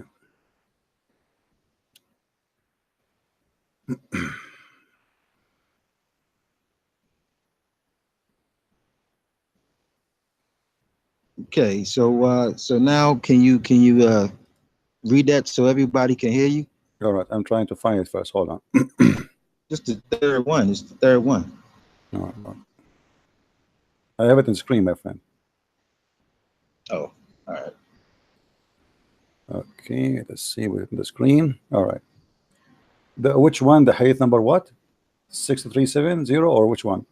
342. 42. All right, here we go. Guys, read with me.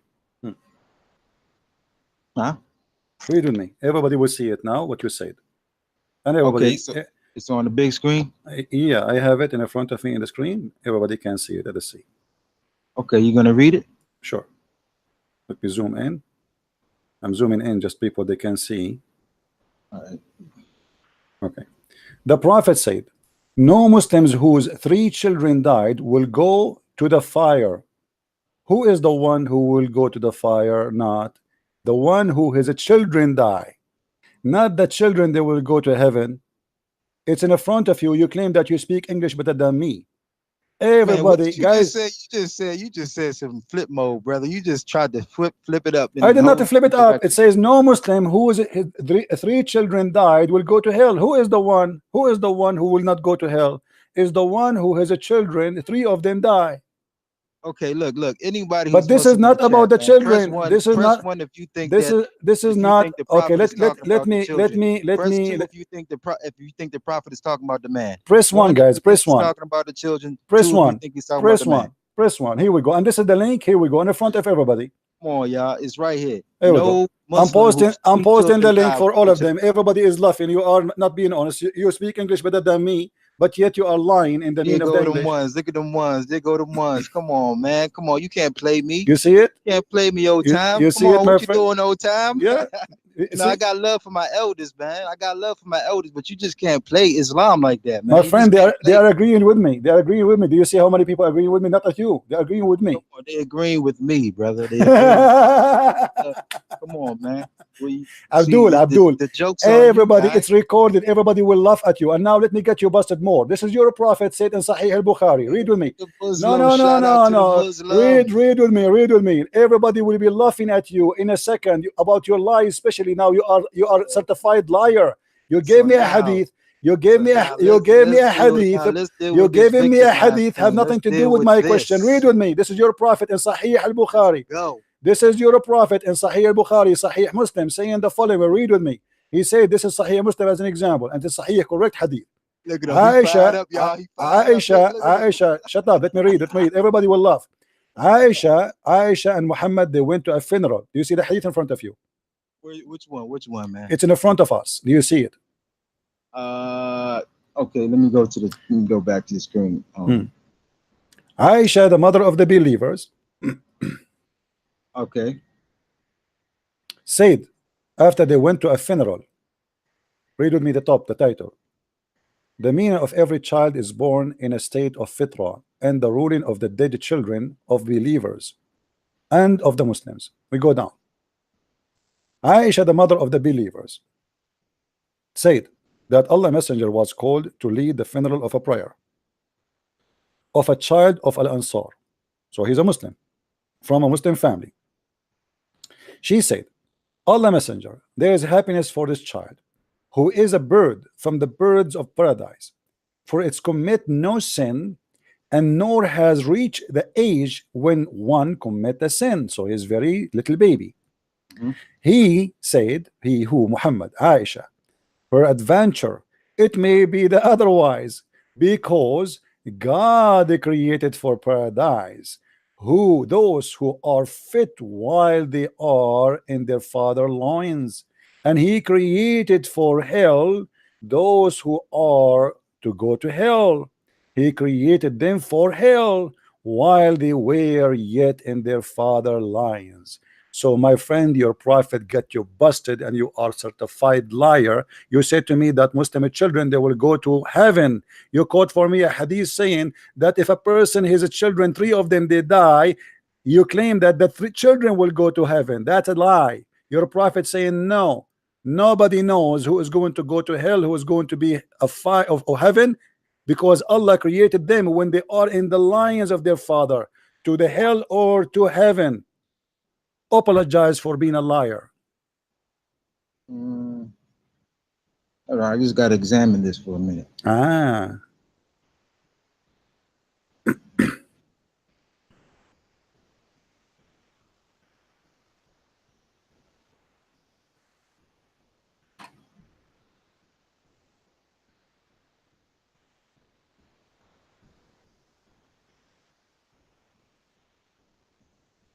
Yeah, this is it's the fact that the prophet said it may be, you know, this is not actual. This is like a theory or a supposition. It's a theory, guys. It's a theory. It's a theory. It's a theory. His prophet is making a theory. His prophet is not sure. He said, are you saying? Are you saying? It may be. Yeah, it may be here, maybe there. It's maybe here, maybe there. It can be. It cannot. Yes, but you are the one who said to me. You are the one who said to me, a Muslim child will go to heaven. You are the one. I just gave you the absolute. No, you are the. No, you lied to me. You lied to me. You lied to me. You lied to me. In the same time, you claim that a human being have a free will. Where is the free will? The child, he did not commit sin yet. Why? It might be he go to hell. It might be go to heaven. If he have a free will, where is the free will? The child, he did nothing. He did not reach the age of sin. He never commits sin. So why? So see, this hadith is clear. It's not clear because you see, this is the reason why, you know. And my Arabic is, I'm not going to call myself a professional. I'm very intermediate, but I definitely know that the fact that he's take care. Next time, let your dad call me. Next time, Sayyid Al-Mahdi. His name is Sayyid Al-Mahdi. Let your dad call me, please. I don't talk to kids. I gave you a chance, and I roasted you. You are a certified liar from now on, and this video is going to be in YouTube forever. Deal with it. Hello. Hello. Yes, my friend. How are you, Mr. Abdul? Before I speak, can you not address me as Abdul? Address you as what? Isn't it your name is Abdul. Muhammad? No. So what's your name? The Skype, it says your name is Muhammad. It says Badr Muhammad. Okay, Badr. How are you, Badr? What do you want to say to us, Mr. Badr?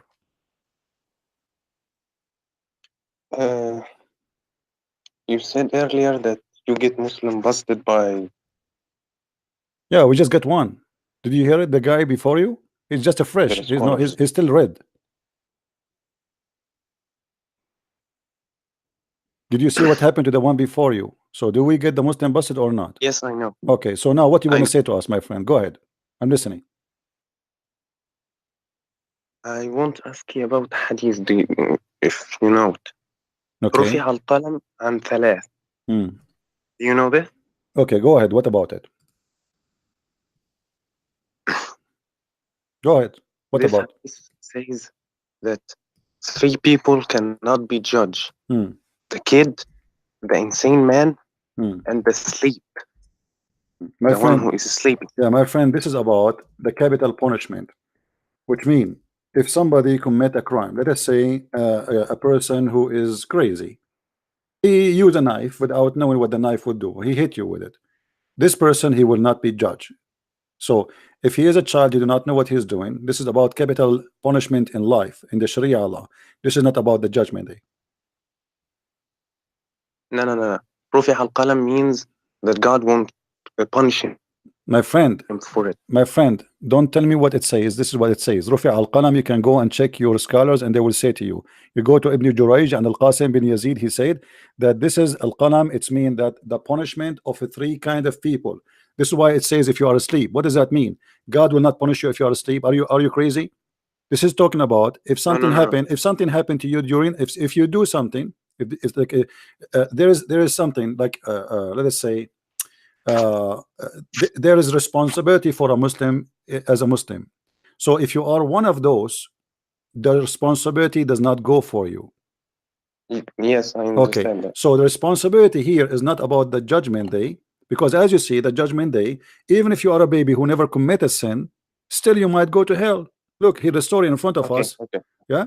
So I know the story.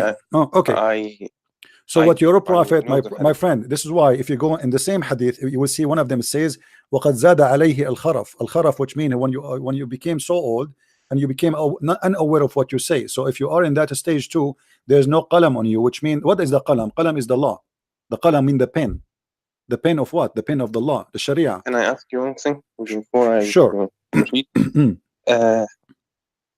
We apply punishment when God will apply it in the afterlife, right?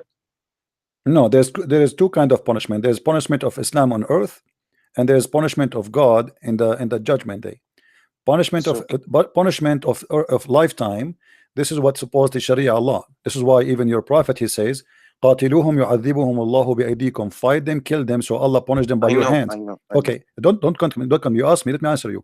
So kill them, torture them, Allah punish them by your hands. So don't tell me there's a punishment in the judgment day. No, Islam believe that when a Muslim he attack me and kill me and torture me, he is doing the punishment of Allah. This is why you Muslims, when you shoot somebody, if you join ISIS, I hope soon, you say ما رميت وإنما الله رمى وما رميت. I did not shoot him, I did not kill him, it was Allah who killed him. So if the punishment is only in the judgment day, then how the Quran, all the Quran is speaking about that. So my friend, you try to defend, but you have no. What? No, and that is not my original point. What is your original point? What? You know Al-Imam Al-Nawawi? Yeah, he's my cousin. Funny. And what about him? He interpreted that hadith and said that the Prophet says, not say that he will go to heaven. He might be go the other way, as not to prejudge what is going to happen? My friend, no problem. It can be that if you are a crazy person, should not be judged. But this is the logic. But as you see, a child who never commits sin, he's not a crazy. He is a Muslim. He never did anything wrong. He did not even reach the age of sin. Still, your prophet saying that people are created for hellfire when they are in their father lions. So you commit sin, you don't commit sin. This is not a reason to go to hell in Islam, which Islam is a stupid religion. And then here, if you go with me, read me the chapter I'm reading for you from. It's not you who slew them, it was Allah. It is not you who killed them, it was Allah. Why? Because Allah, he punished them by your hand. So Islam as a religion believe that there is punishment for those who deserve punishment. And who is the one who deserved punishment? Someone he refused to accept Muhammad as a prophet. Someone he did not pay to Muhammad the money because he's a gang leader. Someone she refused to take off her panty, as many women they happen to them that Muhammad he chased them and he raped them. Someone he did not pay Muhammad jizya, like the Christian and the Jews, so they should be killed. He will enslave their children. Muhammad is a thief. He have no problem to let you even worship any god you wish as long you pay him money. And this is proving us that Muhammad cannot be a messenger of God, because if Allah is ordering you to fight the kuffar and fight what? Fight the kufr. So how you accept the kuffar to stay alive and worship the false god if they pay you money? What is the condition for the Christians to stay alive? Is to pay the jizya. Muhammad, he have no problem if we don't accept him as a prophet and not to worship his god as long we pay him. That is a clear evidence of a theft. He don't care for God. A person who have jealousy for God, he will not accept any compromise, and he will not say, okay, you know what, if you pay me, I will let you live. Same time, what kind of justice? You just said to me, if somebody is a crazy, should not be judged, correct? Correct. Okay, so why Muhammad saying a child who never commits a sin, he might go to hell? Where is justice? Can I ask you something? I let you speak as you want. Go ahead.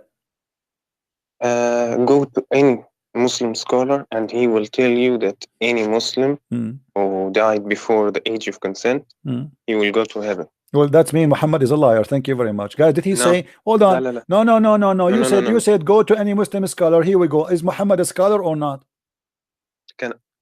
Is Muhammad your prophet a scholar or is an idiot? Yeah. If you're a prophet correcting Aisha, she said she is happy. She said this child is a bird in paradise. So Aisha, she thinking like you and me, that it's justice that the child, he is a son of Muslims, so he commit no sin, so he will go to heaven. But you just said if you go to any scholar, he will say to you, a child who die, he will go to heaven. But this is not what your prophet said. Aisha says that, and Muhammad, he spanked her. He said, are you stupid or what? Don't say that. For nobody knows who is going to go to heaven or go to hell. It might be the otherwise. Otherwise what? She said he will go to heaven. He said otherwise, which means he might go to hell. Why he will go to hell? He explained, for God, which means Allah, he created who will go to hell when they are in the lines of their father. It is not something you earn later. It is something you have already before you are created. The decision already made. So Aisha, she think that because he did not commit sin, he never reached the age of sin, he will go to heaven. Muhammad disagree. The qadar does not work like as you said. Okay, my friend, it's not me who said that, it's your prophet. Please let your dad call me. I mean, I don't know what I can do. How much stupidity we can have.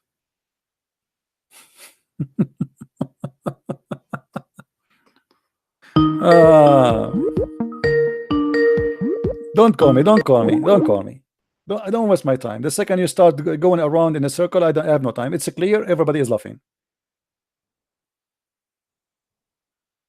Everybody is laughing. The other guy, the liar, he said to us, don't call me, don't force me to block you, please. The other guy, he lied to us. He said the hadith he gave me, it says the one who have his children, 3 of them died, they will go to the heaven. The hadith says he will go to heaven. Okay, look like I have to block you. Hold on. You forced me to do so.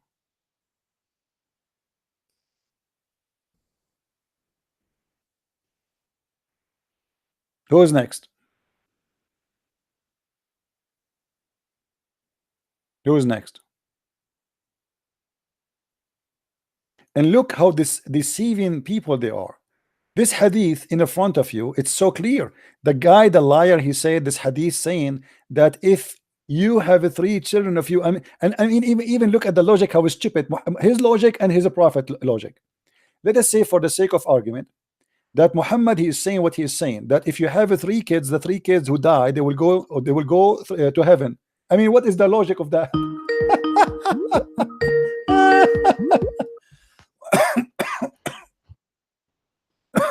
Hello? Hi, Christian. Yes, my friend. I just want to remind you, I'm the guy that just point out that flat Earth topic. Yeah, and I answered already, no? Yeah, of course, yeah. But no, I'm not going to stay with that topic anymore, and I'm going to just like stay a little bit with the kids in Islam and all that stuff. Okay. Okay. Well, I do live in the UK. Okay. And I'm not English, as you can tell by my accent. But you know that there's plenty of Muslim people in the UK. You must know that. Yeah. And there's plenty of Muslim families in the UK, and they've got the kids. And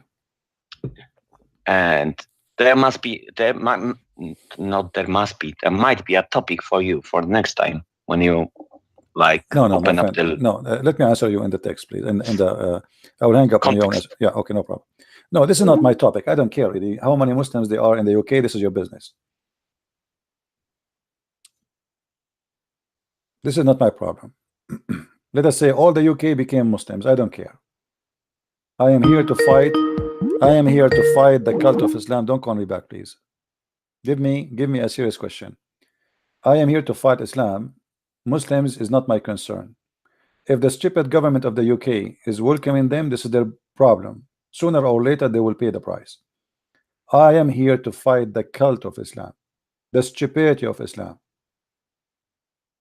Wherever I go, Islam is going to be erased. Wherever people hear me, they will see how stupid Islam is.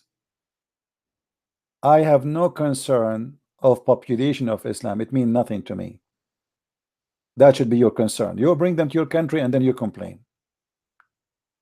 Why you bring them? That's not my business.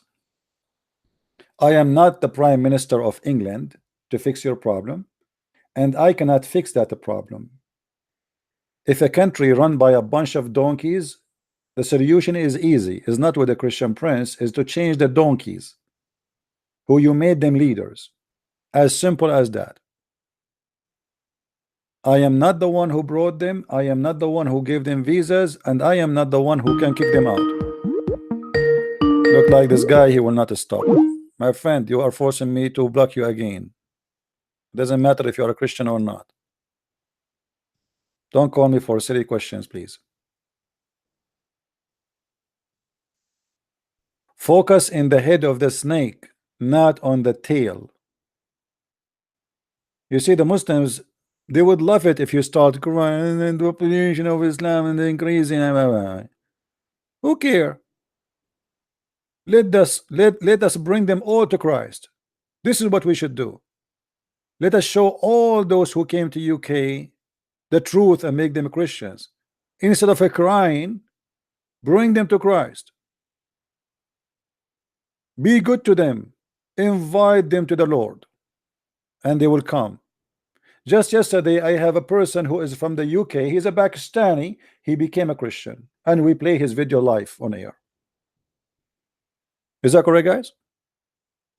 He's from Pakistan, who served in the British Army, who became a Christian and get baptized, and now he is preaching the gospel. Good for him.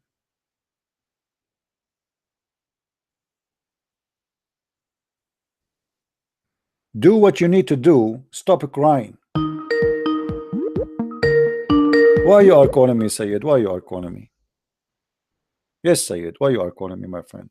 Yes, yes, Christian. I thank you for taking my call again. I really wanted to just basically ask you one simple question. You know, when I it have comes to I have no answer because you are smart. I am not, as you see. I don't even know English. What I can do now? well, if I offended you, I apologize. I truly didn't mean to do But that. let me ask you, be honest with me. The hadith you gave me about the 3 children, are you serious when you say that the one who will go to heaven is the children, not the father? That's what it said verbatimly. No, my friend, it says no Muslim, read with me, no Muslim whose their 3 children died will go to fire. Who is the one who will go to fire, will go not to fire? The Muslims who his children, 3 of them die. The hadith says English is your first language, correct? Not like mine. correct. Okay. The hadith is so clear in front of us, says that if a person he have 3 children, they die for him, he will not go to hellfire. You said they die for him? No, they die. I mean, it is children. They die. They die. Like, let's say you have 3 children, they die maybe in fire or they die in disease or whatever. You have 3 children. Because of that, you as a Muslim, you will not go to hell. That's what it says. And I find that the hadith you gave me is proving that Muhammad is a false prophet. Because you know, see, this is what I mean. It's like your ability to comprehend is not. It's not, and it's only like 3 lines. It's only 3 lines, not even 3 lines. It says no Muslim whose 3 children. So now we could just take that right there. No Muslim whose 3 children died. The children belong to who? So now there's a cause and effect. The cause is a man or a Muslim man with 3 children. Okay. So now what is the effect? Who is the one who died? Who is the one who died? The 3 children are dead now. Okay. And who is the one will go to heaven? The children. The children. No Muslim whose 3 children died will go to the fire. My friend. So if you're not going to the fire, where you going? Okay, hold on. You know, anyone who speak any kind of form of English is going to be left in what you said. I don't think so. I don't think so, man. I think that anyone who hears me speaking knows that I'm speaking clear, and you're reading the same thing. Let me show you. Let me get you busted nicely. Here we go. The hadith in front of me in Arabic. Anyone who speak Arabic, a Muslim, please give us a call, and I will make you join the conversation, and I will make you translate to this person to show him that he have no idea what he's talking about. His English is funny. How about you show me? Read with me. I'm showing you. Here we go. The Arabic in front of me. Are you reading the one that you showed previously? The one you gave me. ما من مسلم ما من الناس مسلم يموت له 3 من الولد لم يبلغ الحنث إلا أدخله الله الجنة. أدخله, not أدخلهم. Allah will enter him into heaven. Okay. Allah will enter him. And let me show you the translation. Here we go. Read with me.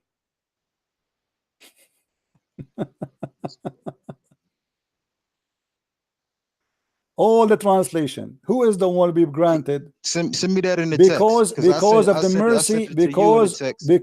the mercy of his children. Because Allah, he will have mercy because he lost his children. So Allah will have it in the text. No problem. Here we go. I will give you all the links. Here we go. All those hadith are the same hadith you are quoting for me. I just want to read it in Arabic like you are reading in Arabic. Do you know Arabic? I said I'm an intermediate. I'm just intermediate. No problem. Go ahead. Okay, go ahead. Cool. All right. So 342. I'm looking for it.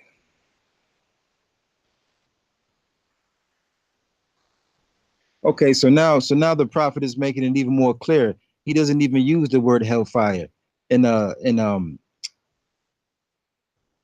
minal nas muslimun ya'mutu lahu talatat minal waladi lam is declining. He's declining. It is a negative. See, I ain't saying I'm the best, brother, but I do know a little something. Okay. He's saying that the prophet is basically giving the license for every Muslim to believe that if he has a child and the child is dying, to always believe and accept the good news of his child getting Jannah. Okay, read with me, my friend. Everybody is laughing at your lies. Sorry to say. It's in front of you guys. Read with me. This is different translation. Sahih. This is Sahih. The Messenger of Allah said, "There is no Muslim 3 of whose children die before reaching the puberty, but Allah will admit him to paradise." Do you see it now? It's the first, second, and third one because I'm at the second one right now. Does it say? Which one are you reading? Okay, let me give you the link. So you can read it in Arabic, you can read it in English, because your Arabic is fantastic, my friend. I want to learn Arabic from you. Here we go. Come on, man. Okay. So apologize for lying. Oh man. Yeah, I require apology, guys. Is that correct? He's lying to us. He speak English better than me. He have no excuse to lie. English is not my first language. Okay, what hadith are we reading, man? It's the same hadith we are reading, the same hadith you gave me, the same, exactly the same hadith, the same report. Okay. Okay. Do you know what that? Do you know? Admit him, not them. Who? How many the children? The children they die. 3 of them. Who is the one will admit to heaven? Is the father of the children. Admit him. Okay. Do you know what that word "of" means? My friend, just go, please go. I mean, this is why I don't want to. I don't send me somebody he claimed to be a scholar, not a kid. I'm losing my patience. Sorry. I mean, look at this. I show it in the front of him. This is their translation. This is their website. This is their hadith. This is the hadith he chose for me. And yet he says to me, do you know what this word mean? And do you know what this word mean? I am an Arab person. Are you stupid or what? This is my first language. Do you know what this word mean? No, I do not know what this word. You are the one who do not know the name of your prophet correctly. You are going to teach me. And here we go. I'm showing you your Islamic translation. What's wrong with that? Even your Muslims agree with me. And the Christian, they say to me, Christian Prince, you need to learn to be patient. Honestly, go and see the text. Christian, they say to me, Christian Prince, you should be patient. I stay here for how many hours dealing with this stupidity, and yet you will see a Christian, he's drinking Pepsi Cola, he have his foot in the top of his table, and he, Christian Prince, he starts schooling you. Christian Prince, brother, you are not being patient. You should be nicer, brother. You're right. Go take a vacation for Hawaii and teach me about relaxation.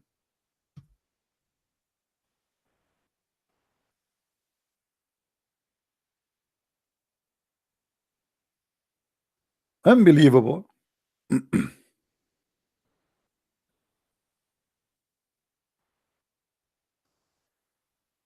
My friend, Mr. Sayyid, I hope and I pray that you will leave the cult of Islam. This is the most stupid religion ever. They fool you, my friend. And by the way, you are a black person. How dare you to accept Islam? Islam is the most filthy, racist religion against the black people, to the point Muhammad he ordered to kill every pure black animal, because he believed the pure black color is the color of the devil. وَاقْتُلُوا كُلَّ أَسْوَدٍ بَهِيمٍ. Every aswad, bahim, aswad in black, bahim, pure black.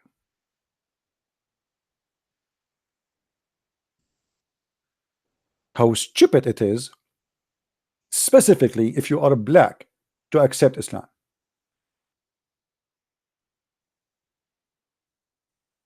How dare you? You are an insult to your ethnic group. You are joining the one who humiliated you, the one who believed that you are the devil. Even Muhammad, he claimed that the devil is an Ethiopian man, an Ethiopian African black person.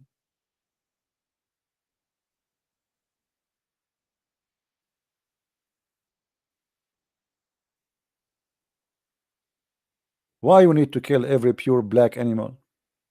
What kind of religion this religion is? Why?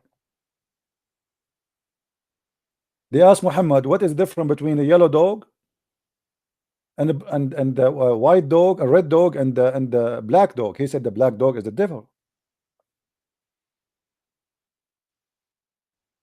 I mean, isn't it obvious this person he have a mental illness?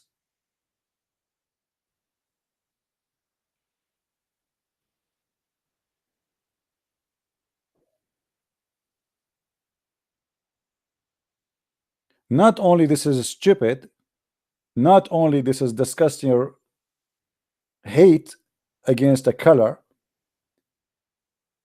it is a big fat lie, because your color have nothing to do with you being evil or good. I met many people who they are white and they are not good at all, and I met many white people who they are wonderful. I met many black people who they are not good at all, and I met many black people who they are wonderful. What does have to do with being bad or good with your color? Once I want to do shopping, I drove my car from the garage. I went out. I thought the garage door closed. I came back. I found my neighbor, who is a black man, sitting in the front of my garage. He have a chair. He brought it from his house, sitting in the front of my garage to guard my house. I told him, what's happening? He said, you left the garage open. I said, why you don't hit the thing and close it? He said, I am afraid if I get in, somebody will say I get inside your house. Look how nice he is. He sat in the front of my garage, sitting in the chair for 2 hours until I came back, guarding my house. And he's a black man, and I am not a black man. How wonderful he is. What the color have to do with you being a black or white?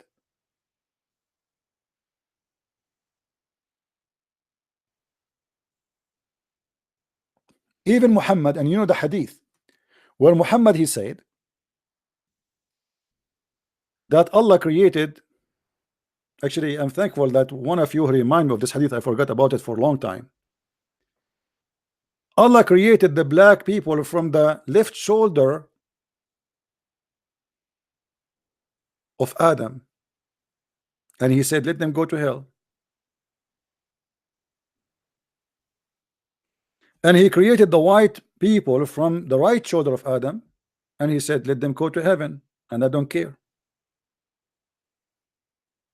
Black people from the left shoulder, and let them go to hell. And this is the God you choose for me? How dare you? How dare you to be part of such a cult? Allah Messenger, peace be upon him, yeah, we are right, said Allah created Adam when he had to create him, and struck his right shoulder, and there emitted from his white of from it the white of spring, as if it were white ants. And he struck the left shoulder, and there emitted the black offspring, as if they were charcoal. He then said to those who had emitted from the right shoulder, for paradise, and I don't mind, and for those who are emitted from the left shoulder are for hell, and I don't mind. That's your God, and you are a black person. Shame on you.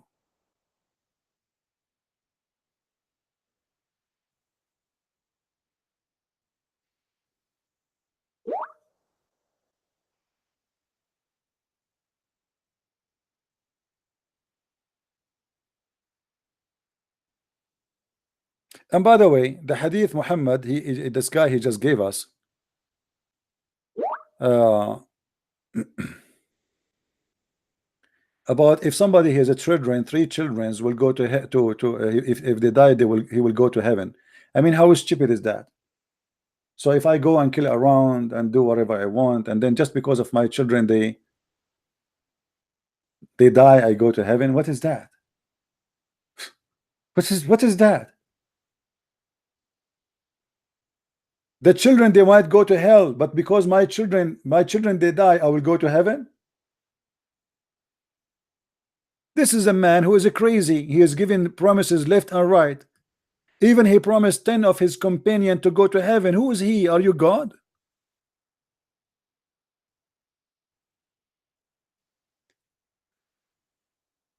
What?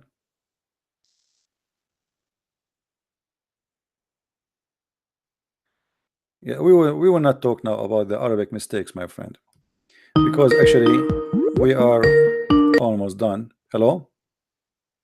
Hi, Christian Princess, Mr. A. Hey, how are you, my friend? I'm fine, thank you. And you? I'm still alive, as you see, but I'm losing my hair because of the Muslims. You know, I was thinking about one thing now that you said. What if it's ridiculous that he go to heaven because 3 of his kids die? What if he killed them himself because he wants to go to heaven? No, he didn't say that. We don't have to exaggerate. The guy, he did not say if he killed them. There is no way he will mean that. But this is not an excuse. That's mean people, they can go to hell and they are not fit for hell just because he have children they die. I mean, that's stupid. Yes, of course. That's stupid. And how a child himself will go to hell even though he commit no sin, right? How the child himself, he commit no sin, yet he might go to hell, but the father who is a children die, because of them he will go to heaven. Yeah, it's ridiculous. Yeah, madness. But anyway, I heard you was showing the people, your viewers, about Noah and his children's name. Yeah. And the miracle in the Old Testament. Right. I don't know if you have mentioned Genesis 1:1, which is an incredible miracle. Okay, go ahead. This is written 2,000 years before Jesus Christ, Son of God. And as you know, all the alphabets, the letters is associated with pictures. Every letter have its own picture, and it's associated with numbers. Okay. Anyway, in Genesis 1:1, the first thing is in the beginning. And if you go to the Hebrew letters, and if you watch the picture for the word, for the letters in the beginning, if you translate them, it says exactly the first word in the beginning, 2 words, is translated to the Son of God is destroyed willingly by his own hand on the cross. And the last letter in these words, it's a picture of a cross. I have sent you the link. I recommend you to watch it. All right, I will check it out to verify. For me, I don't believe in things unless I investigate, even if it's about something to prove my belief, but I like to investigate always before I believe in something. I'm exactly the same. Yeah. This is a miracle. It's incredible. And this is written 2,000 years before Jesus Christ, Son of God. And every Jew, if they see this, and if they know this, and if the rabbis tell them this, they will for sure think about Jesus Christ in another way. Okay. Well, God is good, and God always don't leave himself without witnesses, and we are his witnesses anyway. God is a miracle himself, and we are his miracle. And even the Muslims, by the way, is the miracles of God. But look like the miracles of God with the Muslims is proven to us how stupid a human being can be when he followed the devil. This is kind of a miracle, how a human being, he chose to be foolish when he followed the devil. Yeah. How a human being can believe in such a mad religion that you go believe in a God, his name is Allah, you kill people for him, you commit suicide, you slaughter, you rape, you make a gang, and then because if you are being good by killing or raping and attacking and false fiction and lying, then he will give you a lot of virgin in heaven, he will give you endless penis, he will give you 70 years orgasm. The promises of the God of Islam alone is enough to prove that this is nothing but devilish, satanic cult. The true this God is written by desires. This is written by a person that have a lots of desires. I have grown up with Muslims all my life. I live in Sweden, as you know, many Muslims here. I have grown up with them. Even they are my friends and have been my friends. You see a lot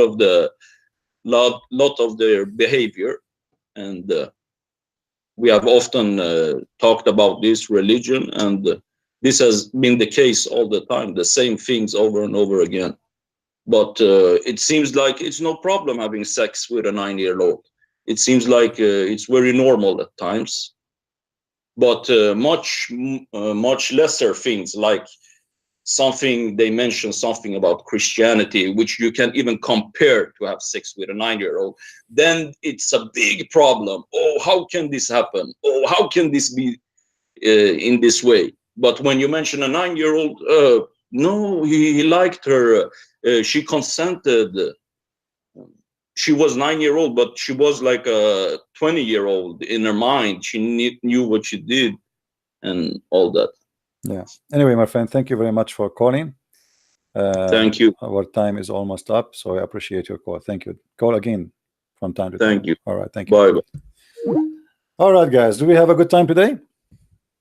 Did we have a good time? God willing, if I can do tomorrow broadcast, I will. If not, we might give you 1 day break from me. Can you produce material of my friend Mika, whatever is your name? I like now. I just said something about African, correct? Okay, what about you download the video, cut it? I said that in different video. Put them together yourself, do some work. I mean, help me. I have many things to do, trust me. I go to Facebook now, I will find like 100, 200 emails to answer. I go to Skype, I have like a 300 texts waiting for me. I go to my YouTube, I have God knows how many posts. So help me, guys. I'm doing my part. Do your part. Cut my video. Okay, you like this part about African? Cut it. I spoke in different place about African. I made many tons of videos. Cut pieces, put it together, do some work. Help me and help yourself, and the Lord will bless you for the work you do. Don't depend in one man. I am just one man army. The Muslim, they think I have secretaries, they think I have a driver, they think the Mossad is paying me, they think the government of Israel is sponsoring me, they think Trump is my driver.